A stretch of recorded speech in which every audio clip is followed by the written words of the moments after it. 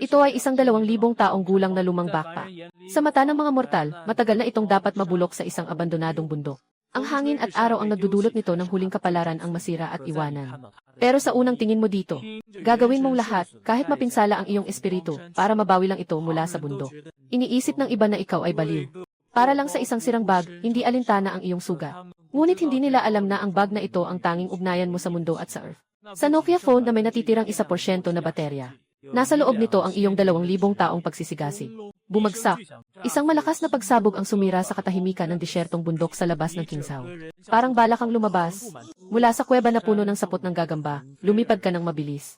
At malakas na tumama sa gilid ng bato. Ang mga durog na bato ay bumagsak pababa. Umubo ka ng gintong likido at bumagsak sa pader ng bato. May matangos na ilong at maliwanag na mga mata. Nakabuhok ng mahaba sa makalumang kasuotan, may alikabok at gintong dumi. Ikaw si Ning Chen. Kakatapos lang mula sa mundo ng mga cultivator. 2,000 taon na ang nakalipas. Nagtapos ka sa mataas na paaralan at nagpunta dito para maglakbay. Nakatapak sa sinaunang teleportation array at pumasok sa mundo ng mga cultivator. 2,000 taon ng pagtitiis at pakikibaka. Naging matandang tagapagtanggol ng sekta sa yugto ng Yuaning. Ngunit sa sandaling binuksan ang teleportasyon pagkatapos ng 2,000 taon. Ikaw ay ninakawan ng isang misteryosong tao. Ang ulo ng iyong palasyo ay pumutok, ang iyong pangunahing espiritu ay labis na nasira, ang elixir ay tumagas. Ang teleportasyon array ng Lotus ay winasak. Ang espiritu ng mundo sa Earth ay sobrang mahina, halos zero na. Hindi mo mapapagaling ang sugat na ito. Sa madaling salita, ngayon, isa ka na lang power bank na walang natitirang karga at hindi na ma-recharge. Ang espiritual na lakas, gamitin mo ng kaunti at kaunti. Agad na. Napansin mo ang kulay lupa na backpack sa iyong paa. Ito ay iniwan mo dito 2,000 taon na ang nakalipas. Hindi ka panipaniwala, buo pa. Isang segundo. May tunog ng cellphone sa bag. Biglang lumaki ang iyong mga mata. 2,000. Kahit na Nokia, hindi ito maaaring tumagal ng ganito katagal. Agad mong kinuha ang cellphone. 1% na lang ang natitirang baterya. May 2 salita sa screen. Nanay, biglang sumakit ang dulo ng ilong. Sa mundo ng pagsasanay, 12 taon. Ang mga salitang magulang ay naging isang matinding alaala sa pinakalalim ng isip. Tumingin ka sa oras sa screen. Ika-29 ng Agosto, 2025. Nawalan ng ganang umisip ang tao. 2,000 taon sa mundo ng pagsasanay. Isang tag-init lang ang lumipas dito sa mundo.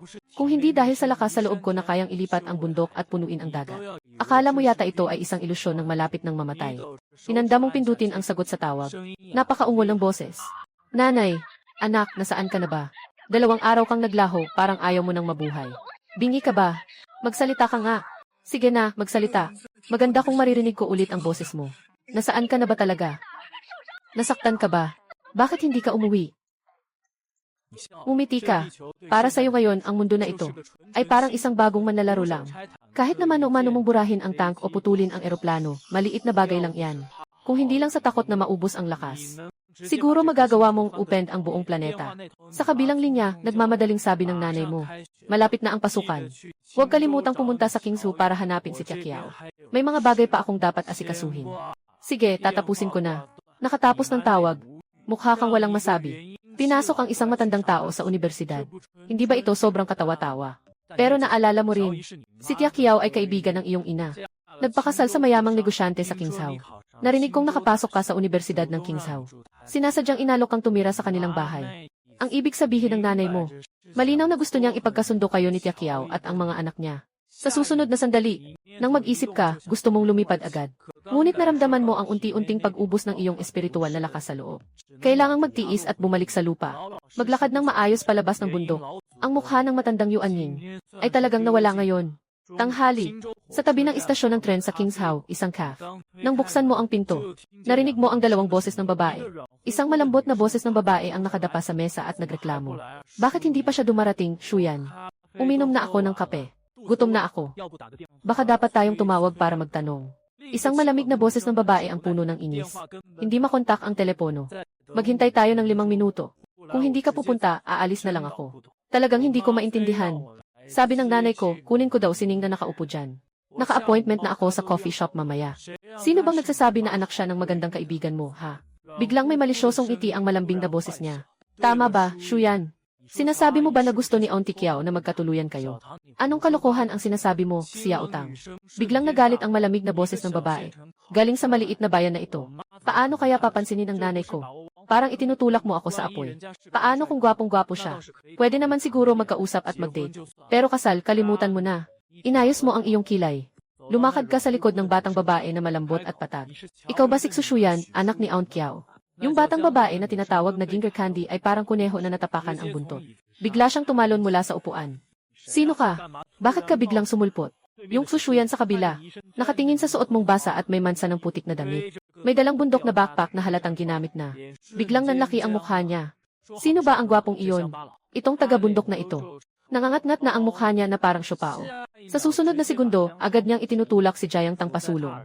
Bumaba sa kanyang tainga at mabilis na nagsalita. Tulong sa oras ng kagipitan. Babalikan kita dalhan ng lipstick. Ningning sa mata ni Jayang Tang. Maliit na bulong. 3 piraso. Gamit ang Givenchy. Kasalukuyang napagkasunduan. Tumayo ka lang dyan. Walang emosyon. Itong dalawang batang babae. Akala mo ba ang pandinig ng iyong yuanying na matanda ay dekorasyon lang?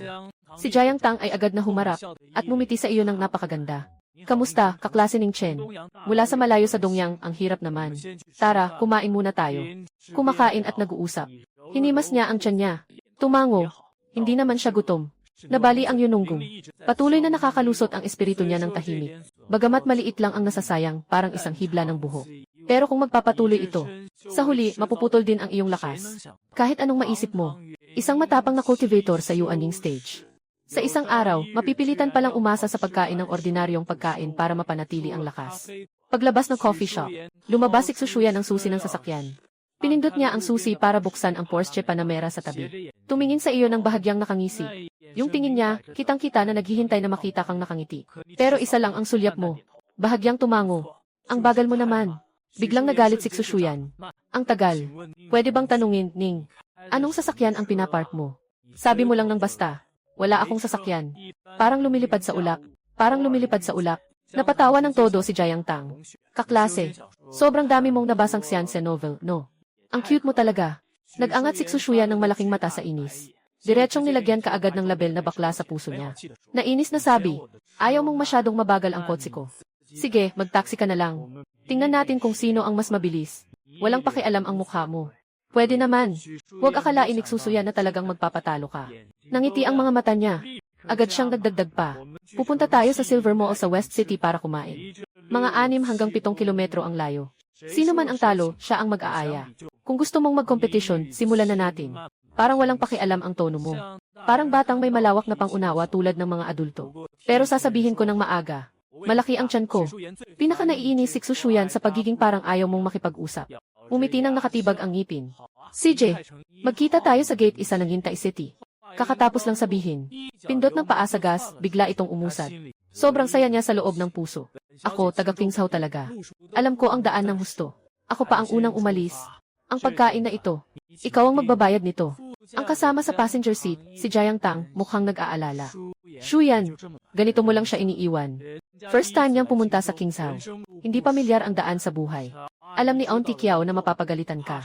Anong ikatakot mo? Malaki na nga, mawawala pa. Numigaw si Xuxuyan ng isang sulyap. Sa isip ay nag-iisip. Tanga, bakit hindi ka nalang sumakay? Kailangang magpakamasipag. Kakakaliwa pa lang ng sasakyan nila sa kanto. Naging anino ka na lang sa lugar. Bigla kang nawala sa lugar. Ang bilis mo na hindi man lang nahuli ng Kiki sa kanto ang anino mo. Ang mga cultivator sa yugto ng Yuanying ay naglalakad sa lungsod. Sapat na ang kanilang katawan at lakas ng paa. Hindi na kailangang gumamit ng espiritu. Kahit hindi pa 2 minuto. Nakatayo ka na sa ilalim ng gusali ng Silver Tower sa kanluran ng lungsod. 1 minuto at kalahati. Ginamit mo na sa pagtatanong ng daan. Hindi ka na kailangang gumamit ng espiritu. Hindi gagalawin. Pagkatapos ng 15 minuto, si Xuxuyan at Jayang Tang ay nakarating na sa gate 1 ng Yinsucheng, hingal na hingal. Nakangiti at nagkagiliran. Panalo tayo. Ngunit silang dalawa ay naghanap sa paligid. Hindi nila makita kahit ang anino mo. Biglang sumiklab ang galit ni Xuxuyan. Galit na galit. Sumpa sa taong iyan. Pinapahintay na naman ako. Sa buong buhay ko, hindi pa ako naghintay ng ganito katagal. Biglang nagbago ang mukha ni Jayang Tang. Ay naku, Xuyan. May Silver City din sa Xixi. Baka doon siya pumunta. Nanginginig si Xuxuyan. Kumikiskis ng ngipin habang hinahawakan ang telepono. Tinawagan ang numero mo. Dinukot ka ng mga trafficker. Bakit hindi ka pa dumarating? Nandito na ako. Hindi ka pa dumarating. Nasa gate 1 ako. Tumingala. Tumingala si Taifang. Nagtaka si Si Xuxuyan. Bigla siyang tumingin pataas. At nakita ang sa labas ng ikalimang palapag.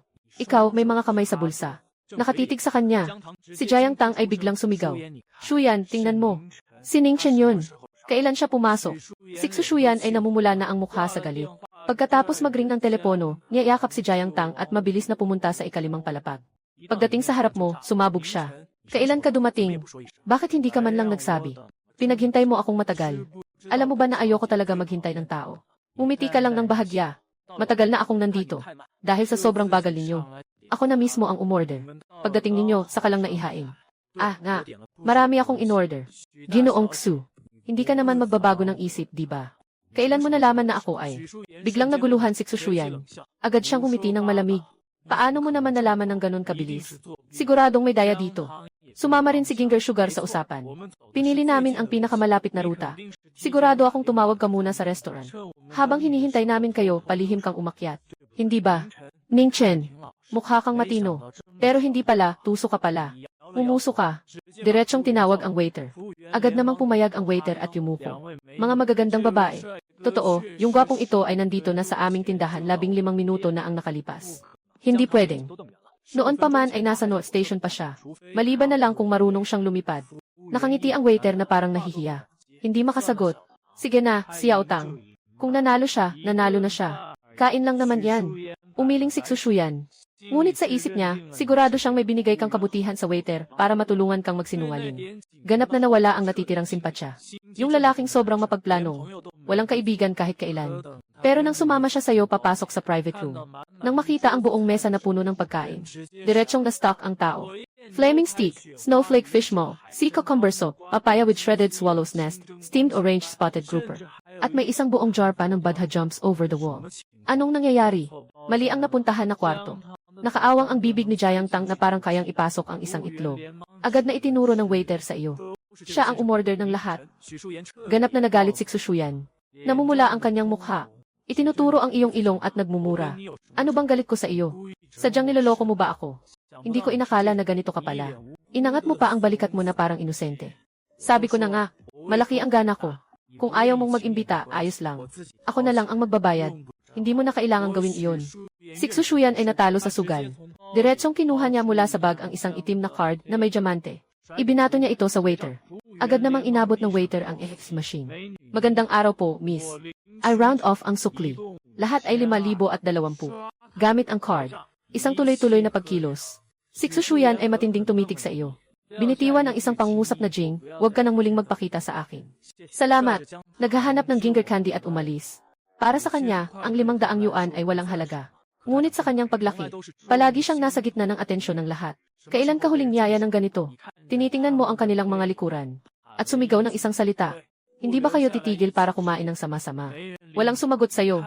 Nakikita mo ba? Si Jiang Tang na batang babae. Halos dumikit na ang mga mata niya sa pagkain. Parang nakadikit na ang mga mata ko sa pagkain. Talagang hinila ako ni Xu Shuyan. Wala ka namang pakialam. Umupo ka na at nagsimula ng kumain. Okay naman ang lasa. Pero wala talagang kahit kaunting espiritu. Walang pinagkaiba sa pagnguya ng wax. Baka ito na ang magiging paraan para makasurvive sa hinaharap. Humihikbi ka. Sa kabilang dako, si Xu Shuyan ay naglalakad habang nagmumura. Binansagan ka mula ulo hanggang paa. Gutom na ang tiyan ni Jiang Tang. Hinila ang braso niya. Shuyan, baka mas mabuti pang bumalik tayo at kumain. Sa oras na ito, lahat ng restoran ay may pila. Lalo na't ikaw ang nagbayad. Huminto si Xu Shuyan. Agad siyang nakariyak. Tama nga. Ako ang nagbayad. Bakit ako hindi kakain? Agad siyang lumingon pabalik. Parang uwi na. Hindi inaasahan, nabangga siya ng isang lalaki na nakabrand na damit at may kulay dilaw na buhok. Nang makita siya ng lalaki, biglang lumiwanag ang mga mata niya. Parang lobo na nakakita ng karne. Shuyan, nasa mall ka rin pala. Ang swerte natin, sobra ang tadhana. Nakita ni Xu Shuyan siya. Biglang pumasok ang bahid ng pagkamuhi sa kanyang mga mata. Chen Zihao, bakit nandito ka? Si Chen Zihao ay kaklase niya noong third year high school. Sikat na bully sa school. May pera at kapangyarihan sa bahay. Nang aabuso sa paaralan. Siya pa yung pinaka-nakakainis sa lahat ng mga nanliligaw niya. Siyempre, para lang makipaglaro. Pinipigilan ni Chen Zimeng ang galit sa mata niya. Nakaharap na parang gentleman. Shuyan, tara, kumain na tayo ng tanghalian. May bagong bukas na French restaurant na may 3 Michelin stars. Hindi na ako makapaghintay sa pwesto. Little Tang, sama ka rin. Nakatutok ang kanyang tingin kay Jiang Tang. Hindi kayang itago ni Xing ang kanyang nararamdaman. Naisa ng hilahin ni Xu Shuyan si Jiang Tang. Biglang lumapit si Jiang Tang sa kanyang tainga. Isang sulyap. Bakit hindi natin dalhin si Chen Zihao doon? Sa kanyang ugali, siguradong makikipag-away si Ning Chen sa aso. Nandito lang tayo, nanonood at nagtatawanan. Ang saya kaya. Biglang lumiwanag ang mata ni Xushuyan. Nga, bakit hindi ko naisip yun? Si Yao Tang, ang talino mo talaga. Agad siyang lumingon. At nagbigay kay Chen Zihao ng isang matigas na ngiti. Zihao, bakit hindi kita imbitahan na kumain? Diretsyong naguluhan si Chen Zihao. Naisip niyang nagkakamali siya. Tinawag siya ng Diyosa na Zihao. At nais pa siyang imbitahan na kumain. Diyos ko, may pag-asa na siya. Pinipigilan niyang magalak sa loob. Agad siyang tumango. CJ, Shuyan, saan tayo kakain? Sumunod ka sa akin at malalaman mo. Umiti si Xushuyan sa kanya. Paglingon niya, malakas siyang nagro ng mata. Sumunod si Chen Zihao sa kanya. Nagsisikap maghanap ng usapan at nakipag-usap ng awkward. Ninakaw pa ang cellphone niya at nilagay sa silent mode. Iniwan niya ang girl na napagkasunduan sa banyo. Habang binubuksan nila ang pinto ng private room sa restaurant, ikaw ay nakatutok sa pagkain ng nakabaon ang ulo. Sa mesa ay maihigit sa 30 putahe. Na naubos na ang kalahati. Si Chen Zihao ay gustong tanungin kung mali ang daan. Nang marinig niya si Jiang Tang na nagkunwaring nagulat at sumigaw. Diyos ko, ikaw ba ay ipinanganak na baboy? Ang dami mong makain. Si Xushuyan ay nagulat din. Umalis lang ako ng mahigit 10 minuto. Kumain na siya ng ganito karami. Talagang siya ay isang malaking kumakain. O baka sinadya niyang ibuhos ito. Itigil mo ang iyong mga chopsticks. Tumingin ka sa kanila. Hindi ba't umalis kayo? Bakit kayo bumalik? Si Xushuyan ay nakayakap sa braso. Humigpit ang singhal.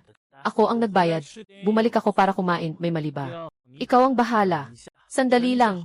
Biglang na-realize ni Chen Zihao. Biglang namutla ang mukha. Nakaturo ka at tanungin. Sino itong batang ito? Oh, pangalan niya ay Ning Chen. Anak siya ng matalik na kaibigan ng nanay ko. Katatapos lang niyang dumating mula Dongyang papuntang Kingshao. Pinapunta ako ng nanay ko para alagaan siya. Si Xushuyan ay mahinahon na nagsabi.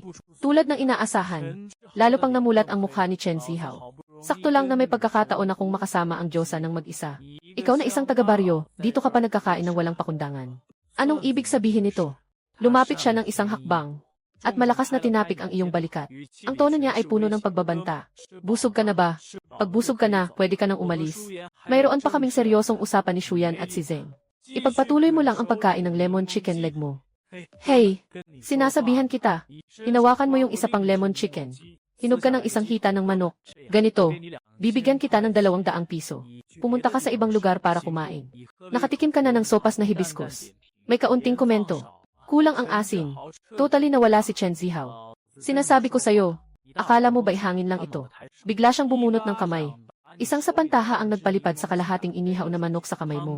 Nagtalsikan ang sabaw sa lupa. Pinapayagan kitang kumain. Hinila ni Jiang Tang si Xushuyan pabalik ng 2 hakbang.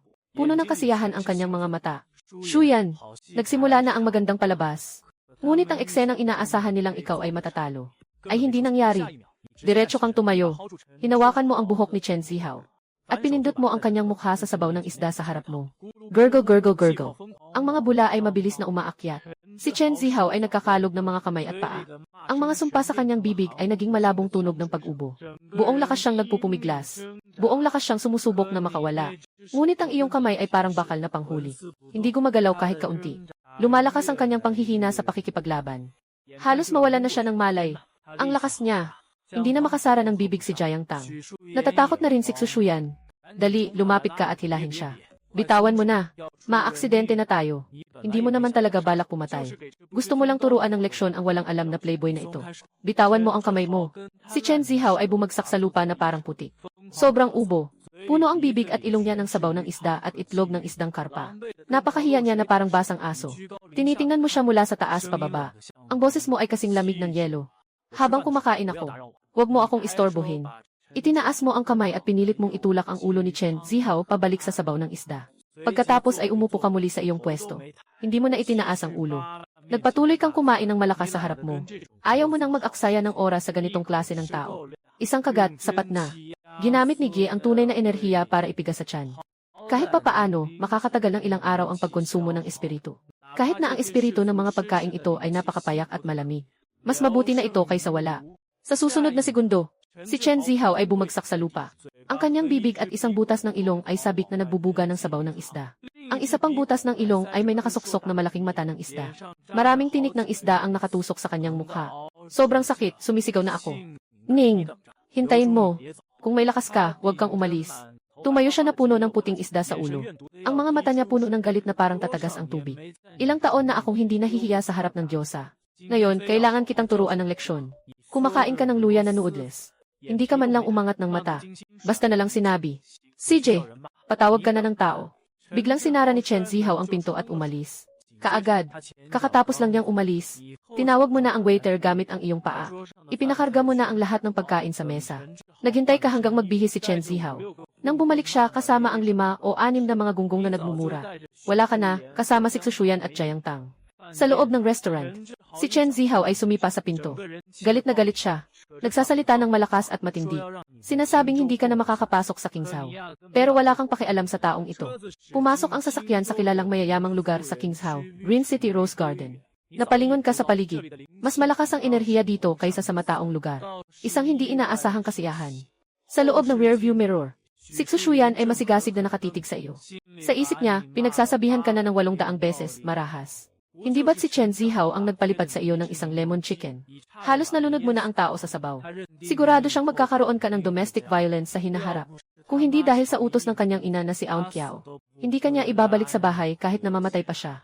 Samantalang si Jiang Tang sa tabi ay masigasig na interesado sa iyo. Tanong ng tanong habang naglalakad. Kadalasan ay sinasagot mo lang ng pabaya. Katatapos lang huminto ang sasakyan sa harap ng isang hiwalay na mansion.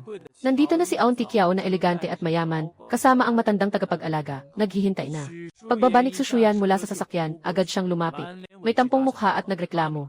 Huwag mo na akong hayaang gawin ang ganito muli. Si Ning Chen ay isang marahas na tao. Umiling si Tita Kiao habang nakangiti. Ano bang pinagsasabi mo? Si Xiao Chen ay isang mabait at tapat na bata. Mahilig sa sports at palangiti. Nagkukunwari lang siya. Habang dala mo ang nakapak na pagkain, lumapit ka. Nakangiti kang nagsalita. Matagal-tagal din tayong hindi nagkita. Lumalago kang gumaganda. Umiti ng malapad si Tita Kiao. Agad niyang pinapasa sa butler ang mga dala. Hindi napigilan ni Jiang Tang na tumawa ng malakas. Tita Kiao, Ginoo Fan, hindi ito regalo. Kain ito na inimpake ni Ning mula sa restaurant. Nagulat si Tia Kiao. Pagkatapos ay lalo siyang umiti ng mas masaya. Magtipid sa pagkain. Ay mabuting bata. Munting alikabok. Mula ngayon dito ka natitira. Ituring mo si Xuyan bilang kapatid mong babae. Mas pahalagahan mo siya. Pag sinabi niyan, biglang sumabog si Xuyan. Mami, ano ang sinabi mo kanina? Nakaipon sa sala ang malalaking bag mo. Lubos na nagwala si Xuyan. Nakahiga siya sa sofa at umiiyak ng malakas. Hindi tumitigil ang paggalaw ng kanyang mga paa. Hindi ka seryoso, di ba? Hayaan mong makasama ko itong marahas na tao. Paano ako makakatulog sa gabi? Umiling siya at humawak kay Jiang Tang. Xiao Tang, pakiusap, kausapin mo si nanay. Kung hindi, delikado tayong dalawa sa hinaharap. Sumali na rin si Jiang Tang. Tita Kiao, ako at si Xuyan ay mga babae. Biglang may lumipat na lalaki. Talagang hindi ito maginhawa. Umiti lang si Tia Kiao. Tiwala ang tita kay Xiao Chen sa kanyang pagkatao. Nang nag-aaway ang ilan, hindi mo ito pinansin. Tinitingnan ang bakuran. Hanapin ang pinagmula ng enerhiyang iyon. Naiinis si Xuyan dahil sa malamig mong tingin. Sumisigaw sa'yo. Hoy! Sasagot ka naman. Huwag kang parang bingi. Ayaw kitang papasukin. Binilinan kanyang tumingin sa kanya ng bahagya. Ang pangalan ko ay Ning Chen. Maganda dito. Gusto kong tumira dito. Hindi na makasagot ng isang pangungusap para sa dalawang tao. Mas masaya pang umiti si Tia Kiao. Tumalikod siya at tinanong si Lolo Guardia Fanny. Lolo Fan, sa tingin mo, ano? Matagal nang tinitingnan ka ni Fanny. Bahagyang tumango. Tama ang sinasabi ng ginang. Ang batang ito ay mature at mahinahon. Maganda siyang. Fanbo, bakit pati ikaw ay tumutulong sa kanya? Si Xuxuyan ay humahawak sa unan at umiiyak ng mas malakas. Tinawag ka ni Tia Kiao sa bakuran para alagaan ang spoiled na si Xuxuyan at para bantayan siya sa paaralan. Sabi niya, mahilig mag-hiking at mag-climb. Matibay ang katawan na nagdulot sa iyo ng maraming tanong. Maganda si Xuxuyan. Sa iyong paningin, mas mahusay lang ng kaunti kaysa sa karaniwang tao. Kung ikukumpara sa mga babaeng cultivator ng Little South Haven, hindi ito sapat. Nabuhay ka ng 2,000 taon. Matagal nang nawala ang damdaming makatawid ng tao. Tanging naaalala mo na lang ay noong panahong naghirap ang pamilya. Si Tia Kiao ang tumulong sa inyong pamilya sa pamamagitan ng pera. Mas mahalaga ang, sa ilalim ng vilya na ito, nakatago ang isang espiritual na mata. Nakatago ang isang pagkakataon ng liwanag. Kahit na halos naubos na, may natitirang ilang sinag ng espiritu. Sapat na upang manatili ka ng kaunti. Kakatapos lang umalis ni Tia Kiao. At narinig mo ang isang malupit na tahol. Nakita ko si Xuxuyan na may dalang isang malaking German Shepherd na kulang ang isang tainga. Matapang na sumugod at tiningala siya. Wala akong pakialam kung paano mo tinutulungan ang nanay ko. Hindi ka pwedeng tumira dito. Uwi ka na ba o hindi? Kung hindi, papakainin ko si Black Dragon sa'yo. Yung German Shepherd na tinatawag na Black Dragon ay nakangagat sa'yo. Nakatutuwang magpakita ng matinding galit. Hindi mo sinagot ang tanong ko. Alin bang kwarto ang akin? Kung walang nag-assign, ako na lang ang pipili. Tila ba talagang sarili mong bahay ito? Naiinis ng sobra si Xuxuyan. Si Xuxuyan ay nagalit ng husto. Diretsong pinakawalan ang tali ng aso. Tumuturo sa'yo at sigaw. Itim na dragon. Paalisin mo siya sa akin. Sumigaw ng malakas ang itim na dragon. Biglang tumakbo at umatake sa'yo. Sa susunod na segundo, ikaw ay malamig na tiningnan lang siya. Yung dating matapang na German Shepherd. Biglang huminto. Nagtakbuhan na parang may takot. Diretso sa lungga ng aso. Sumisigaw ng awo-awo na parang nagdurusa. Parang nakita ng multo. Pumutla si Xuxuyan. Nakaturo sa iyo, hindi makapagsalita ng maayos. Ikaw, nakapagsinungaling ka na ba sa tao? Kaya natakot si Black Dragon sa iyo, hindi ba? Kasama pa nga niya ang mga military dog sa training. Umiti ka ng bahagya sa labi. Mas naging matalino ka pa siguro. Isang malakas na sigaw. Itinapon ni Xuxuyan ang tali ng aso. Paglingon niya, biglang tumakbo papunta sa ikalawang palapag. Inayos ni Jiang Tang ang kwarto sa ibaba ng hagdang sa ikalawang palapag. Hindi ka rin nag-alis ng tingin. Diretsong tumira na. Humiga sa kama. Bihira kang makapagpahinga ng tahimik. Nawasak ang muduan palace. Nasira rin ang dantian. Sabay na nasira ang spiritual core at ang katawan. Mahirap ayusin sa Xiaonan Tianji. Buti na lang mayroon ka pang 8,000 taon na buhay. Kailangan mong makahanap ng gamot na makakapag-ayos dito sa Earth. O kaya ay makahanap ng pagkakataon na makabalik sa Xiaonan Tianji. Diretso kang nakatulog. Nakatulog hanggang alas 9 ng gabi. Dumaan na ang yaya. Pero sinadyang hindi ka pinatawag ni Xuxuyan para kumain. Binato pa ang pagkain na pinakain ko sa'yo. Naghihintay lang na mapikon ka. Para magamit ang dahilan na paalisin ka. Pero hindi ka talaga sumagot. Tumayo, naglakad-lakad, lumabas sa pinto. Sa balkonahe sa ikalawang palapag. Tumingin si Jiang Tang sa iyong likod. Sabihin kay Xuxuyan. Xuyan, umalis na siya. Galit na galit si Xuxuyan, pumuputok ang pisngi. Kaya isasara natin ang pinto mamaya. Hayaan siyang matulog sa kalye. Sunod nito, tumatakbo ka papunta sa food street sa University Town. Pumasok sa isang limi barbecue shop.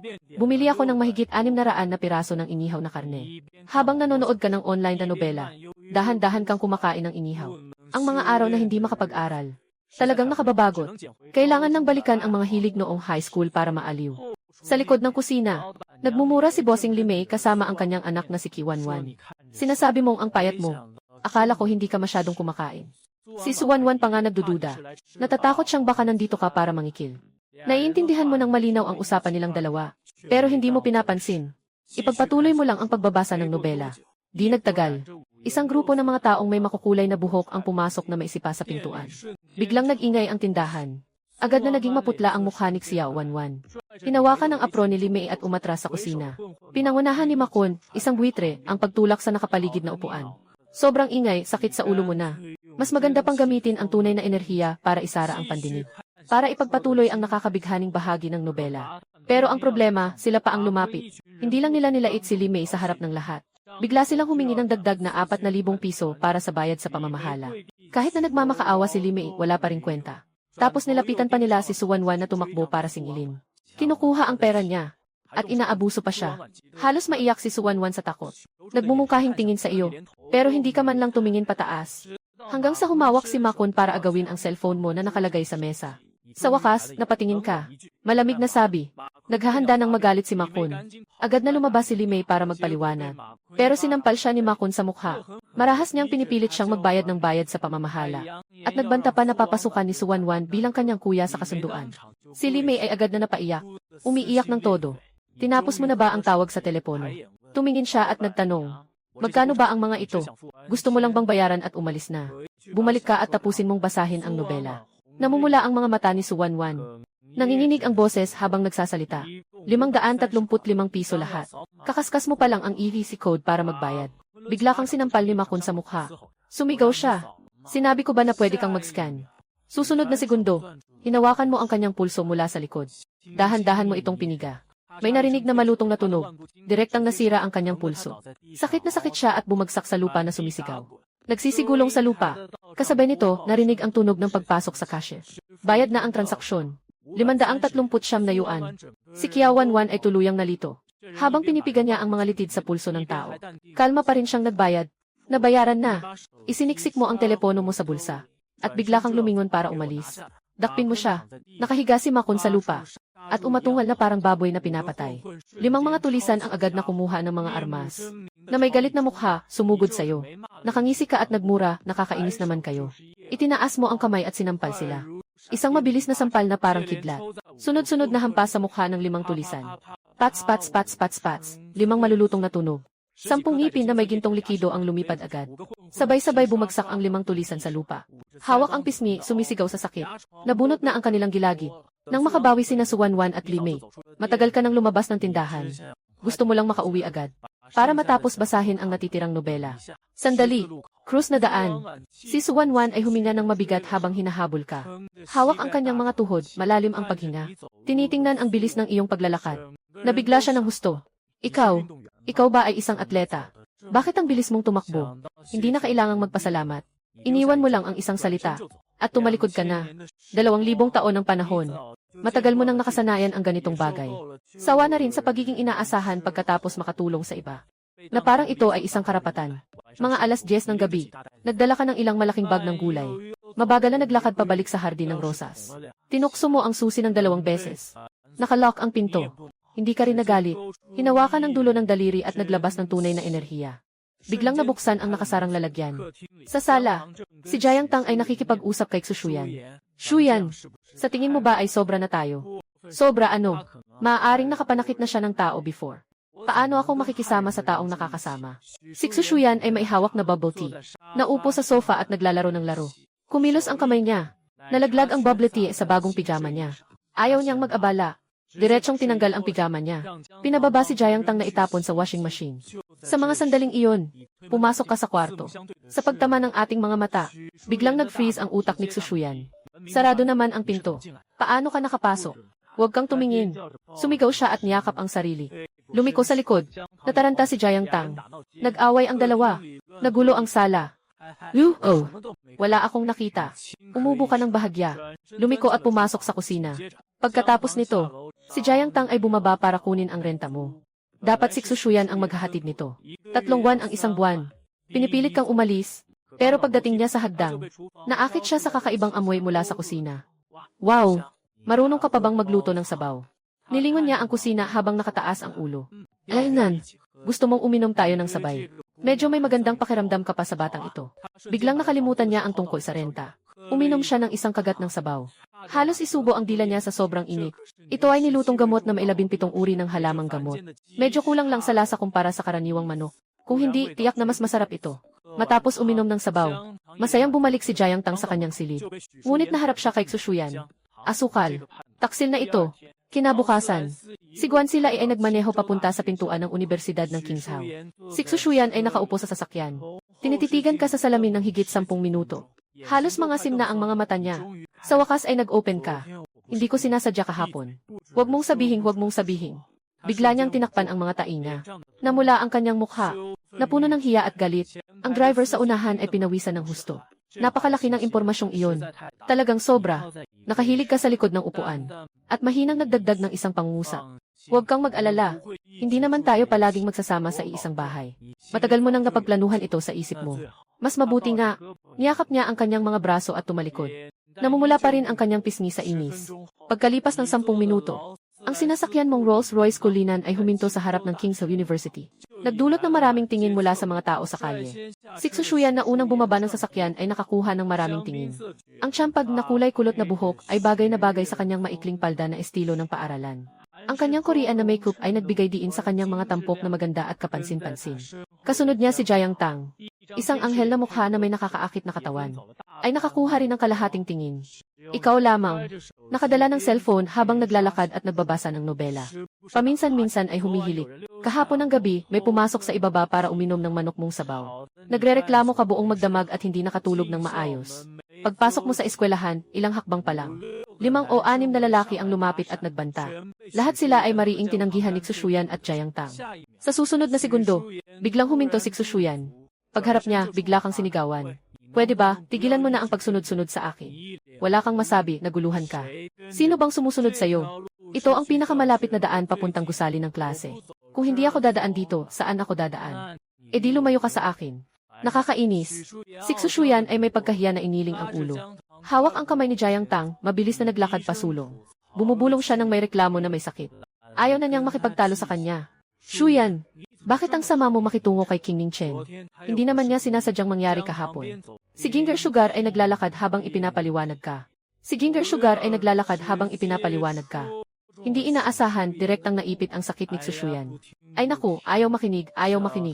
Little Sugar, hindi ka na pwedeng magbanggit ng bagay na iyan mula ngayon. Gusto kong tuluyang kalimutan. Hinahampas ni Tsushuyan ang ulo niya na parang kampana. Naisip ni Ginger Sugar na tatawa siya. Sa susunod na segundo, hindi na siya makangiti. Isang binatang may kulay dilaw na buhok ang humarang sa kanilang harapan. May nakadikit na malagkit na ngiti sa kanyang mukha. Siya nga si Chen Zihao. Hindi ka ba taga-Qingda? Anong ginagawa mo dito? Nakangisi si Jiang Tang. Hindi ako taga-Qingda. Hindi ba pwedeng dumaan lang? Nakapasok sa bulsa ng pantalon si Chen Zihao. May peklat pa sa mukha niya mula sa tinik ng isdang karpa. Puno ng galit ang mga mata niya. May 3 mga kasama siyang tulisan ngayon. Nakangisi siya habang pinapalibutan ang dalawa sa gitna. Hindi talaga gustong makipag-usap ni Tsushuyan sa kanya. Hinila niya si Jiang Tang para umalis na. Ngunit siya ay unti-unting naipit. Nasaan si Ningchen, ang probinsya nung iyon? Sabihin mo at pakakawalan ko kayo. Si Chen Zihao ay naggangalit at nagbabanta. Ngayon, hindi ko siya palalagpasin. Si Tsushuyan ay may sasabihin. Ngunit hindi niya masabi na nandyan ka sa likod niya. Napakabastos. Ikaw rin ay anak ng mama ng kwarto.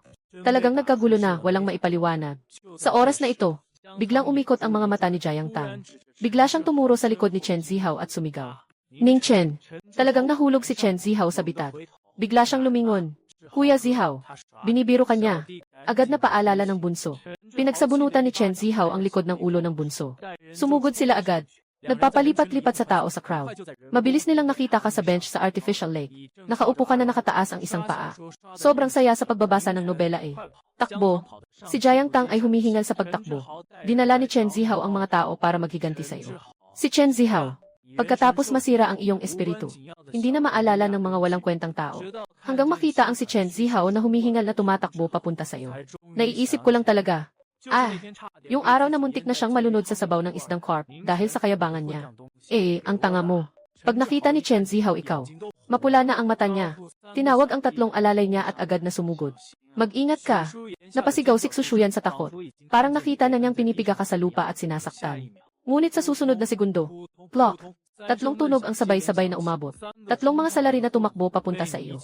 Nakatanggap ng isang sipa mula sa iyo. Lahat sila ay nahulog sa artipisyal na lawa. Bigla na naging basang-basa. May gustong umakyat, pero tinadyakan mo pabalik. Agad na napuno ng mga estudyanteng nanonood. Ning Chen. Nabaliw si Chen Zihao.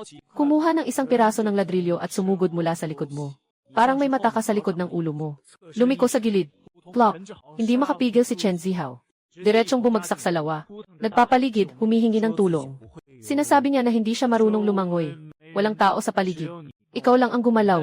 Isang kamay mong isinubo sa tubig. Direktang inangat si Chen Zihao na mahigit 100 kilo mula sa lawa.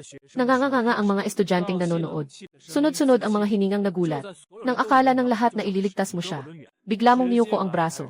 At itinapon siya ng 5 hanggang 6 na metro palayo. Naging parang bato si Tsushuyan at Jiang Tang sa lugar. Naging tahimik ang mga estudyanteng nanonood. Buti na lang na marunong lumangoy ang 3 batang lalaki sa lawa. Binuhusan ni Chen Zihao ng isang buong tiyan ng tubig lawa. Kaya nailigtas siya sa ilog. Matagal na siyang umalis. Tiwala ka ba, Xiao Tang? Siguradong hindi siya ordinaryong estudyante. Malamang nakikisawsaw siya sa masama. Si Tsushuyan ay malayo ang tinutuntun sa iyo. Pero ayaw pa ring aminin. Hindi niya alam. Pero ang gwapo niya kanina. Si Jiang Tang, hawak ang mukha niya gamit ang 2 kamay. Puno ng paghanga ang mga mata niya. Hindi siya gwapo. Hindi talaga gwapo. Kahit anong mangyari, ayaw talagang aminin ni Tsushuyan. Na yung probinsya nung iyon kanina, ay talagang napahanga siya. Dinala mo ang 2 sa silid-aralan ng sining. Halatang halata sa mukha mo ang pagkainis. Kayong 2, magpakababa lang. Huwag kayong gumawa ng gulo. Hindi ako ang bodyguard ninyo. Gintang agad na nagbigay ng pabulong na pagbati. Sige na. Nakaitim ang mukha mo. Anak ni Dali, sino bang loko ka? Ang lakas-lakas mo. Gagawin kitang Dali na lang mula ngayon. Ayaw mong makipag-usap tungkol sa tawag na yun. Bago umalis, may dagdag pa siyang sinabi. Tandaan mo, huwag kang magdulot ng gulo. Ayaw ko talaga ng gulo. Gusto kong gawin ang gusto ko. Bakit ako susunod sa'yo? Naka-cross arm si Tsushuyan. Mukha niyang hindi masaya. Kung hindi dahil kay Tia Kiao, hindi ko na kailangang pakialaman ka. Pagkatapos mong magsalita, umikot ka na at umalis. Sino ba ang gusto mong pakialaman? Sumigaw si Tsushuyan sa likod mo. Galit na galit, paulit-ulit na pumalo ng paa. Umiling ka ng ulo. Nag-isip ka ng panibagong reklamo sa puso. Akala ba niya cute siya sa ginagawa niyang galaw? Naglakad-lakad ka lang sa daan. Dumating ka sa silid-aralan ng medisina para mag-report. Ikaw na ordinaryo lang. Walang nakapansin sa'yo. Basta ka nalang umupo kung saan. At agad mong kinuha ang cellphone para magbasa ulit ng nobela. Ano nang binabasa mo? Bakit ang tutok mo? Kakapanood ko lang ng 10 minuto. May isang maliit na mataba na nakasalamin sa harap na lamesa ang lumingon. Ako si Fang Tao. Tawagin mo na lang akong Fang Xiaopang. Hindi mo man lang itinaas ang ulo mo. Bumoto ka na ba? Umiti si Fang Xiaopang ng maihalong kalokohan. Forum ng paaralan para sa pagpili ng pinakamagandang babae sa campus. Hindi mo ba gustong makita na may isang kandidato sa klase natin? Itinuro niya sa harap, isang dalagang mukhang dalisay ang napapaligiran ng mga kaklase. Namumula ang mukha, puno ng hiya ang mga mata. Wala talaga akong interes. Sa tingin mo mas nakakatuwa pa ang nobela. Nabuhay ng 2,000 taon. Anong klaseng kapareha ang hindi ko pa nakita? Kahit gaano pa kaganda ang babae, kapag matagal mo nang tiningnan, pareho lang. Magpanggap ka na lang. Si Fang Xiaopang ay may nakakaawang mukha. Agad siyang lumingon at nakipag-usap sa matangkad na katabi. Yung matangkad ay si Zhang Dachun. Galing sa kanayunan. Tumingin na parang tanga. Nakakita ng magandang babae sa paaralan. Agad na kumuha ng cellphone at nag-login sa forum. Ito si Xuxuyan. Talagang maganda. Ang sikat na ito ay maganda rin. Si Zhang Dachun ay nakatingin sa cellphone. Halos bumagsak na ang mga mata ko. Si Xuxuyan ay ang tagapagmana ng Xu Group. Si Xu Jingshan ang kanyang ama. Hindi siya interesado maging isang artista. Itinulak ni Fang Xiaopang ang kanyang salamin. Xu Jingshan, ang negosyanteng madalas lumalabas sa telebisyon. Nataranta si Zhang Dachun. Hindi naman. Ang halaga ng Sushi Group ay nasa bilyon. Kung kailangan ng hitsura, mayroon silang hitsura. Kung kailangan ng pera, mayroon silang pera. Sa kabuuang kondisyon, talo ang ibang mga kandidato. Maganda ba si Xuxuyan?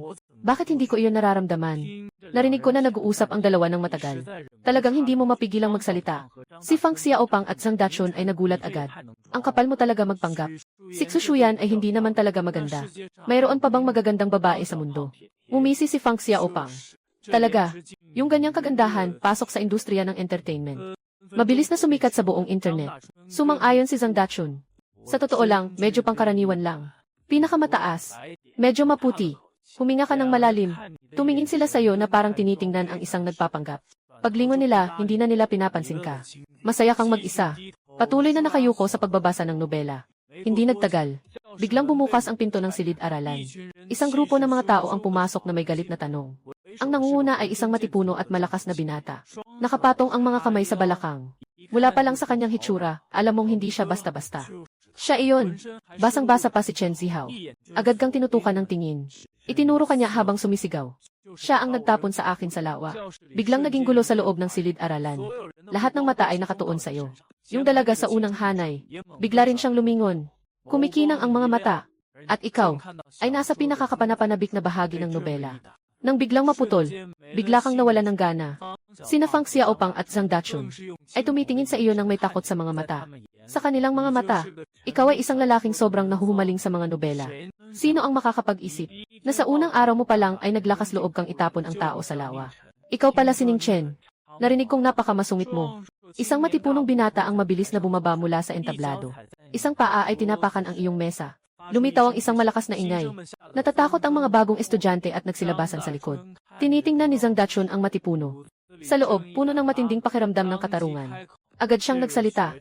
Ang kuya na ito. Pak. Isang malutong na tunog. Isang matipunong kabataan ang humampas ng malakas. Si Zhang Dachun na may taas na 1 metro 8. Nadulas at napaatras. Naibalanse ang sarili sa mesa para hindi matumba. Ako si Zhao Liping mula sa club ng Sanda. Pagkatapos sabihin ito, biglang nagbago ang ekspresyon ng mga bagong estudyante sa silid-aralan. Mga pangunahing kasapi ng club ng Sanda. Kampiyon ng Sanda ng lungsod Kampiyon ng lungsod. Kaya talo na si Ning Chen. Ang mga estudyante sa paligid ay nagbubulungan. Punong-puno ng pag-aalala. Maliit na mataba. Nang hampas si Zhao Liping kay Zhang Dachun. At may malamig na ngiti habang tinitingnan si Fang na maliit at mataba. Natakot si Fang Xiaopang hanggang sa nanghina ang kanyang mga binti. Hindi na siya makapagsalita ng maayos. Muling umabot ang isang malakas na sampal. Nakatakot si Fang Xiaopang at mahigpit na pinikit ang kanyang mga mata. Ngunit hindi niya naramdaman ang kahit anong sakit. Lahat ay nakatulala. Si Chen Zihao ay may mainit na mukha. Nakabulagta sa sahig, sumisigaw ng malakas. Galit na nagsasalita habang kino-question si Zhao Liping. Isang bunganga ng gintong likido na may halong kalahating piraso ng ngipin ang idinura. Hindi ko alam. Hindi ako yon. Nakatitig si Zhao Liping sa kanyang kanang kamay. Sunod-sunod na umatras. Parang nakakita ng multo ang mukha. Nagtaka rin ang mga miyembro ng Sanda Club. Nagkatinginan. Parang nawala na si Peng sa sarili dahil sa pag-ensayo ng martial arts. Hindi na niya alam kung kaaway o kaibigan. Baka multo ba siya? Lahat ay nakita na ikaw ang kumilos. At nakaupo ka pa rin sa lugar mo. Habang nagsasalita, nakailalim ng mesa ang kanang hintuturo. Ay bahagyang humihila. Hindi talaga ako iyon. Kakatapos lang sumigaw ni Zhao Lipeng. Biglang hindi na kontrol ang kanang braso at sumugod. Isang malakas na suntok na tumama ng matindi sa mukha ni Chen Zihao na bagong bumangon. Kakauntog lang ni Chen Zihao sa kanyang dumudugo na ilong. Biglang namukadkad. Diretsong sumabog ang gintong uhog. Diretso itong bumagsak. Habang nagmumura ng hindi malinaw. Anong nangyayari? Nag-ensayo lang ako ng sanda, nagkagulo na. Totally nawasak si Zhao Lipeng. Itinaas ang kamay at walang tigil na pinagsasampal ang sarili sa mukha. Pagsabog ng tunog, may ginto na likido sa iyong mga labi. Inangat mo ang iyong balikat. Parang wala kang pakialam sa nangyayari. Inabot mo si Zhang Dachun at tinulungan siyang tumayo. Ang taas ng taong ito. May mga bagay na seryoso talaga. Guro, siya yun. Gusto niyang saktan yung mga tao sa klase natin. Kayo, halika na. Sa oras na iyon, yung inosenteng babae sa unahan kasama ang dalawang guro ay pumasok ng biglaan. Pagpasok nila, nakita nila si Zhao Lipeng na nakikipagbubugan sa sarili niyang tainga. Nanghihina at takot ang mukha. Nabigla ang babae sa lugar. Hindi niya alam kung ano ang nangyayari. Mabilis na dinala ng dalawang guro ang lahat ng nasa club ng sandaang. Kaklase, lumapit ang babae sa harap mo. Nakahanga at nag-aalala. Ngayon mo lang napansin. Di ba si Kiwan, ang anak ng may-ari ng barbecue shop kanina gabi? Nagniningning ang mga mata ni Suwanwan. Gusto pa sana niyang sabihin sa'yo ng ilang salita. Biglang pumasok ang counselor. Kaya napilitan siyang bumalik sa kanyang upuan ng may pagdadalamhati. Ang apelyido ng counselor ay Wang. Binati ka niya ng ilang salita. At inanunsyo ang tungkol sa military training bukas. Hintayin mong matapos siya magsalita. Agad na siyang bumaling at hinanap ka. Ngunit napansin niyang wala na ang upuan mo. Umalis ka na pala. Naghanap ka ng isang tahimik na lugar. Nagbasa ka ng nobela buong hapon. Sa gabi, saka ka naglakad papunta sa labas ng paaralan sa isang paboritong kainan. Nang malapit ka na sa Lime's Gidiri, narinig mo na ang mga sigaw at mura mula sa loob. Ilang mga mabagsik na tulisan. Ang pumapalibot kay Limei at sa kanyang anak na si Kiwanwan. At pinipilit silang ibigay ang iyong numero ng telepono. Ang nangunguna, si Makun, ay may mga matang nakapikit na parang manok na naglalaban. At ang tono niya ay puno ng pagbabanta. Hindi pwede, Kuya Kun. Ang impormasyon ng mga customer ay pribado. Hindi ko talaga maibigay sa'yo. Si Limei ay puno ng pakiusap. Pakiusap, palayain mo na kami ng anak ko. Bodong pribadong buhay. Yung batang yon, pinahirapan ako ng ganito. Kung hindi ko siya mapanagot, paano na ako sa hinaharap? Itinuro ni Makun ang kanyang nakabukang mata at nagbanta. Baka durugin ko ang tindahan mo ngayon. O ibigay mo ang numero ng cellphone ng batang iyon. Pumili ka. Si Suwanwan ay kumagat sa kanyang labi. Nagmumuni-muni siya kung dapat ba siyang magsalita. Bigla, narinig ang iyong boses mula sa pintuan ng tindahan. Naghahanap kayo sa akin. Sabay-sabay na lumingon ang mga tulisan. Nakita kitang naka-sportswear. Nakapocket ang mga kamay. Parang estudyante ang dating mo. Dahan-dahang pumasok. Nangangahas ka pang lumabas. Sumigaw si Makun habang itinuturo ang kanyang cross-eyed. Hindi ito kayang gamutin ng ospital. Ikaw ba ang may gawa nito? Iyan ang aking. Kung may problema, ako ang harapin niyo. Tanggapin mo ng buo.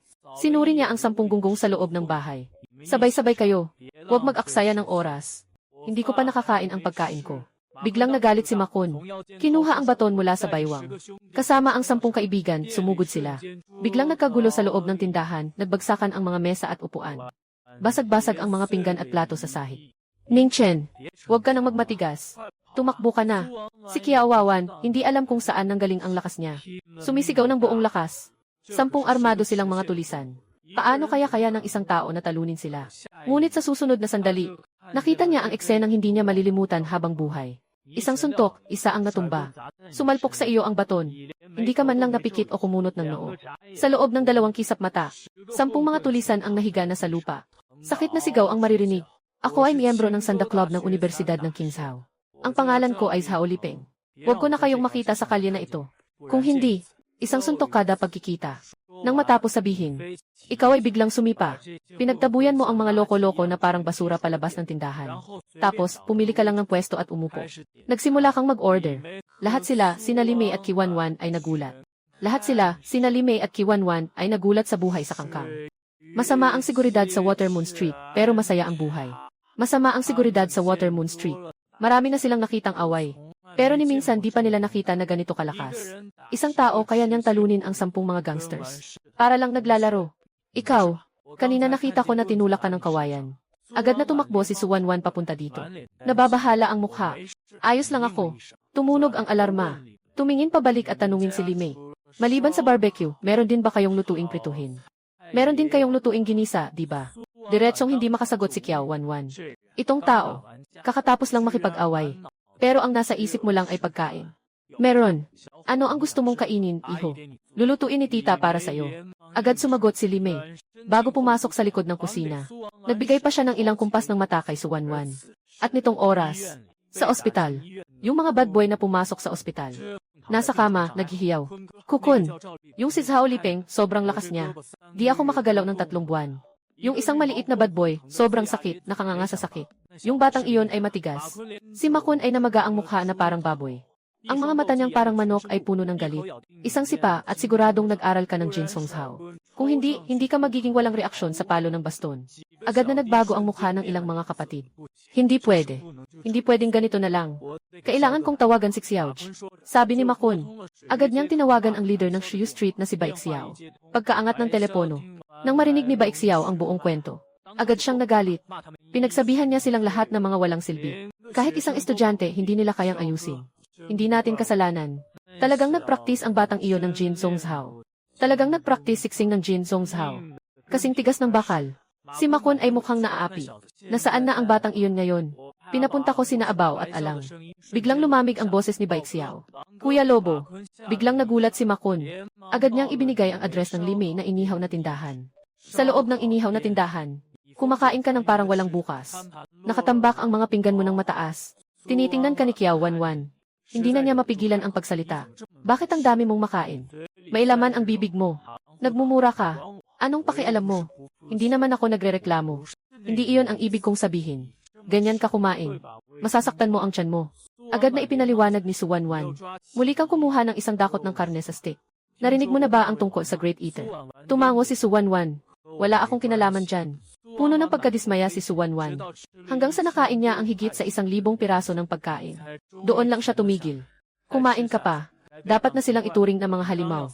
Katatapos mo lang mag-scan para magbayad. Agad kang humarang si Limei. Kuya, salamat sa tulong mo nitong mga nakaraang araw. Kainin mo na, libre ni tita. Walang anuman. Alam mo sa sarili mo, na gusto niyang humingi sa'yo ng proteksyon para sa mag-ina niya. Pero ang pinakaayaw mo ay ang gulo. Kung hindi maganda ang amoy ng barbecue nila, hindi ka na babalik pangalawang beses. Pagkatapos mong bayaran, aalis ka na agad. Iniwan ang mag-ina na puno ng lungkot. Naglalakad sa daan. Nagsimula kang mag-isip ng mga seryosong bagay. Sa ganitong paraan ng pagkain mo, ang 2,000 piso na ibinigay ng nanay, hindi talaga tatagal ng matagal. Saan kaya makakakuha ng pera? Gawing ginto ang bato para makabuo ng bundok ng ginto. O kaya ay magbenta ng mga mahika sa mataas na presyo. Kung hindi man, hanapin ang ilang mayayamang malapit ng mamatay. Tulungan silang pahabain ang buhay. Ngunit ang mga bagay na ito ay kumakain ng espiritu. Humitit ka ng 7 beses. Bigla kang kumaliwa ng mabilis. At pumasok sa isang madilim na eskinita. Sino? Habulin. 2 lalaking nakasuot ng itim na coat. Agad silang sumunod. Pagpasok sa eskinita, ang boses mo ay umabot mula sa dilim. Hinahanap ako. Napansin ako. Magkatinginan ng nagtataka ang 2 lalaki na naka-windbreaker. Ning Chen, tama ba? Nakita nila na sinusundan tayo. Tiyak na eksperto ka. Naka-hands in pockets ka. Kalma ang tono. Sabihin mo na lang kung anong problema. Sino ang nagpadala sa inyo? Bata, dapat kami ang magtanong sa iyo. Inangat ng lalaking may trench coat sa kaliwa ang kanyang hood. Ipinakita ang kanyang mukha na puno ng mga peklat.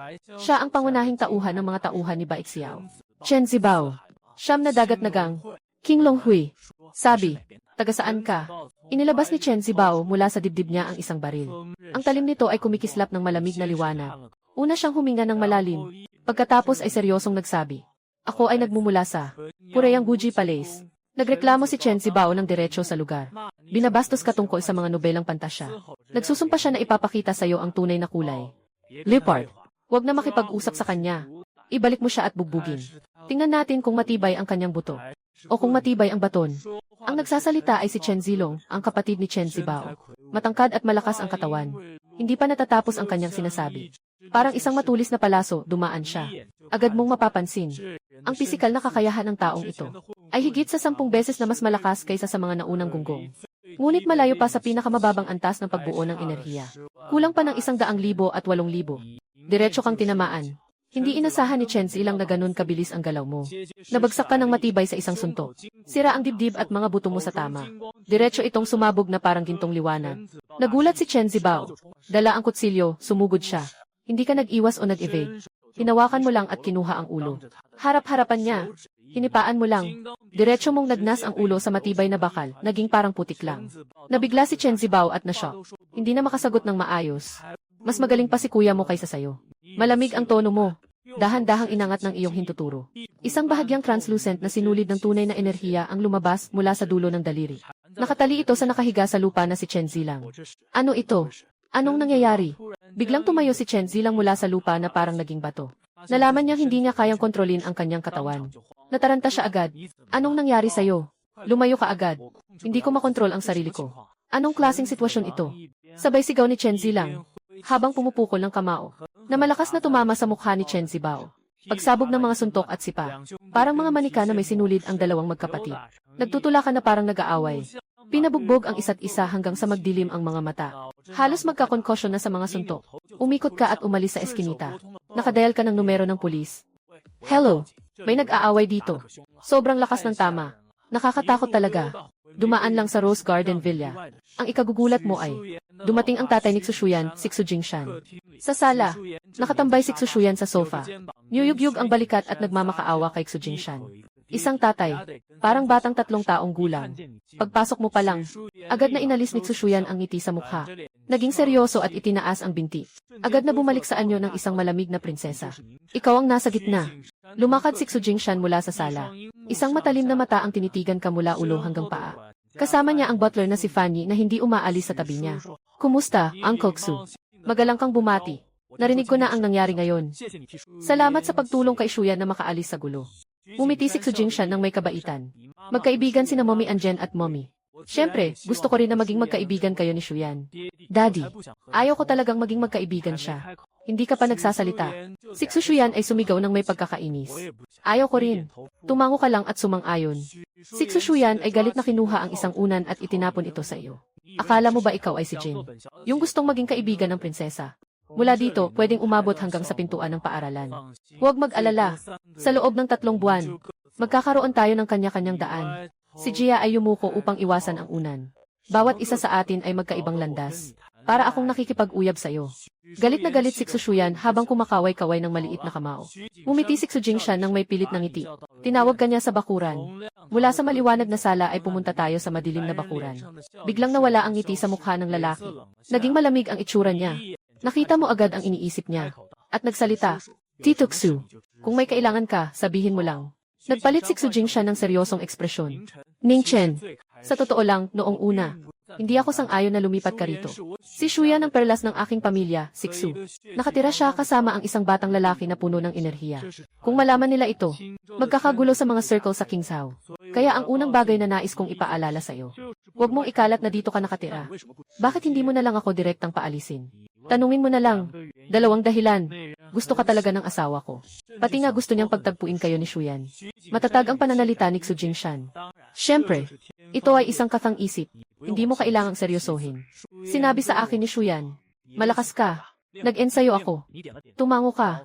Si Lao Fan ay nag-ensayo rin. Li Style Baji. Gusto mo bang makipaglaban sa kanya ng ilang galaw? Tanong ni Xu Jingshan. Itong tanong, kailangan mong tanungin siya. Tumingin ka sa tabi kay Fanny. Si Xu Jingshan at Fanny ay nagkatitigan. Pareho silang umiti. Bata, medyo malakas ang boses mo. Si Fanny ay may mga kamay sa likod. Nakangiting nakatingin kay Yang. Narinig mo na ba ang ni Ijin?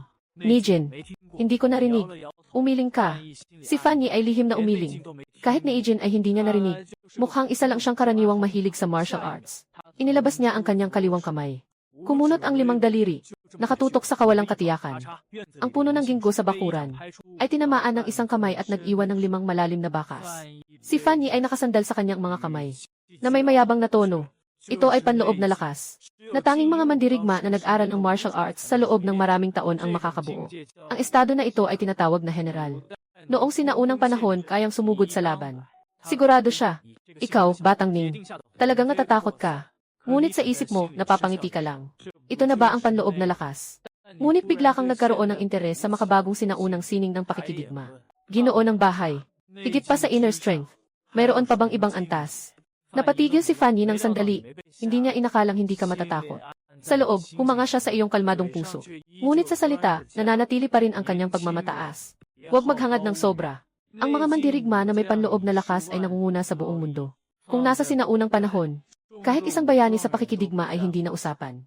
Upang makamit ang panloob na lakas na katulad ko, kailangan munang makamit ang panlabas na lakas. Kahit na may mataas na likas na kakayahan, kailangan pa rin ng 10 taon ng pagsisikap. Narinig mo na, parang gusto mong mag-rolling eyes. Ang matandang ito, ang dami niyang sinasabi. Hui Jingshan, binaba ang boses at lumapit. Lolo Fan, kumusta na talaga? Pangulo, kaya niyang maging bodyguard ng babae. Kaya niyang harapin ang mga ordinaryong small-time na gangsters. Fanny nagbigay ng konklusyon. Tumango si Xu Jingshan. Lumingon siya sa iyo. Bibigyan ka niya ng isang misyon. Pangalagaan si Shuyan sa paaralan. Tulad ng ginawa mo ngayon. Kaya mo ba? Halos napatawa ka. Pahintulutan ang isang malaking master ng Yuanying Face. Pumunta para protektahan ang isang estudyanteng babae. Talagang malikhaing ideya yan. Ito ang pangalawang dahilan kung bakit mo ako iniwan. Tama. Matalino si Xu Jingshan sa kanyang mga plano. Sa ganitong paraan, hindi ako makikipagtalo sa asawa ko. At makakapag-stay ka rin. Magandang kompromiso. Bukod dito, magbibigay ako sa iyo ng sahod na 10,000. Para sa isang lalaking katulad mo. Malamang kulang ka sa pera, no? Isa lang akong ordinaryong estudyante. Mas magaling pa siguro si Uncle Xu maghanap ng iba. Nagbitaw ka ng salita at biglang umalis. Pinoprotektahan ka kay Xushuyan. Kahit nakasama lang siya. Para kang humihinga ng mahirap. Biglang nanlaki ang mata ni Xu Jingshan sa likod niya. Tumango rin si Fanny. Ang grupo ni Xu ay isa sa nangungunang 10 sa Qingzhou. Mas kilala pa ang pamilya Xu bilang isang mayamang angkan sa Jiangnan. Nasa harap mo ang pagkakataon na lumampas sa antas. Sinabi mo pang ayaw mo, ayaw mo na nga. Akala nila bilang mga kabataan ka. Walang alam sa pasasalamat. Kasabay nito, sa ward ng King the First Hospital.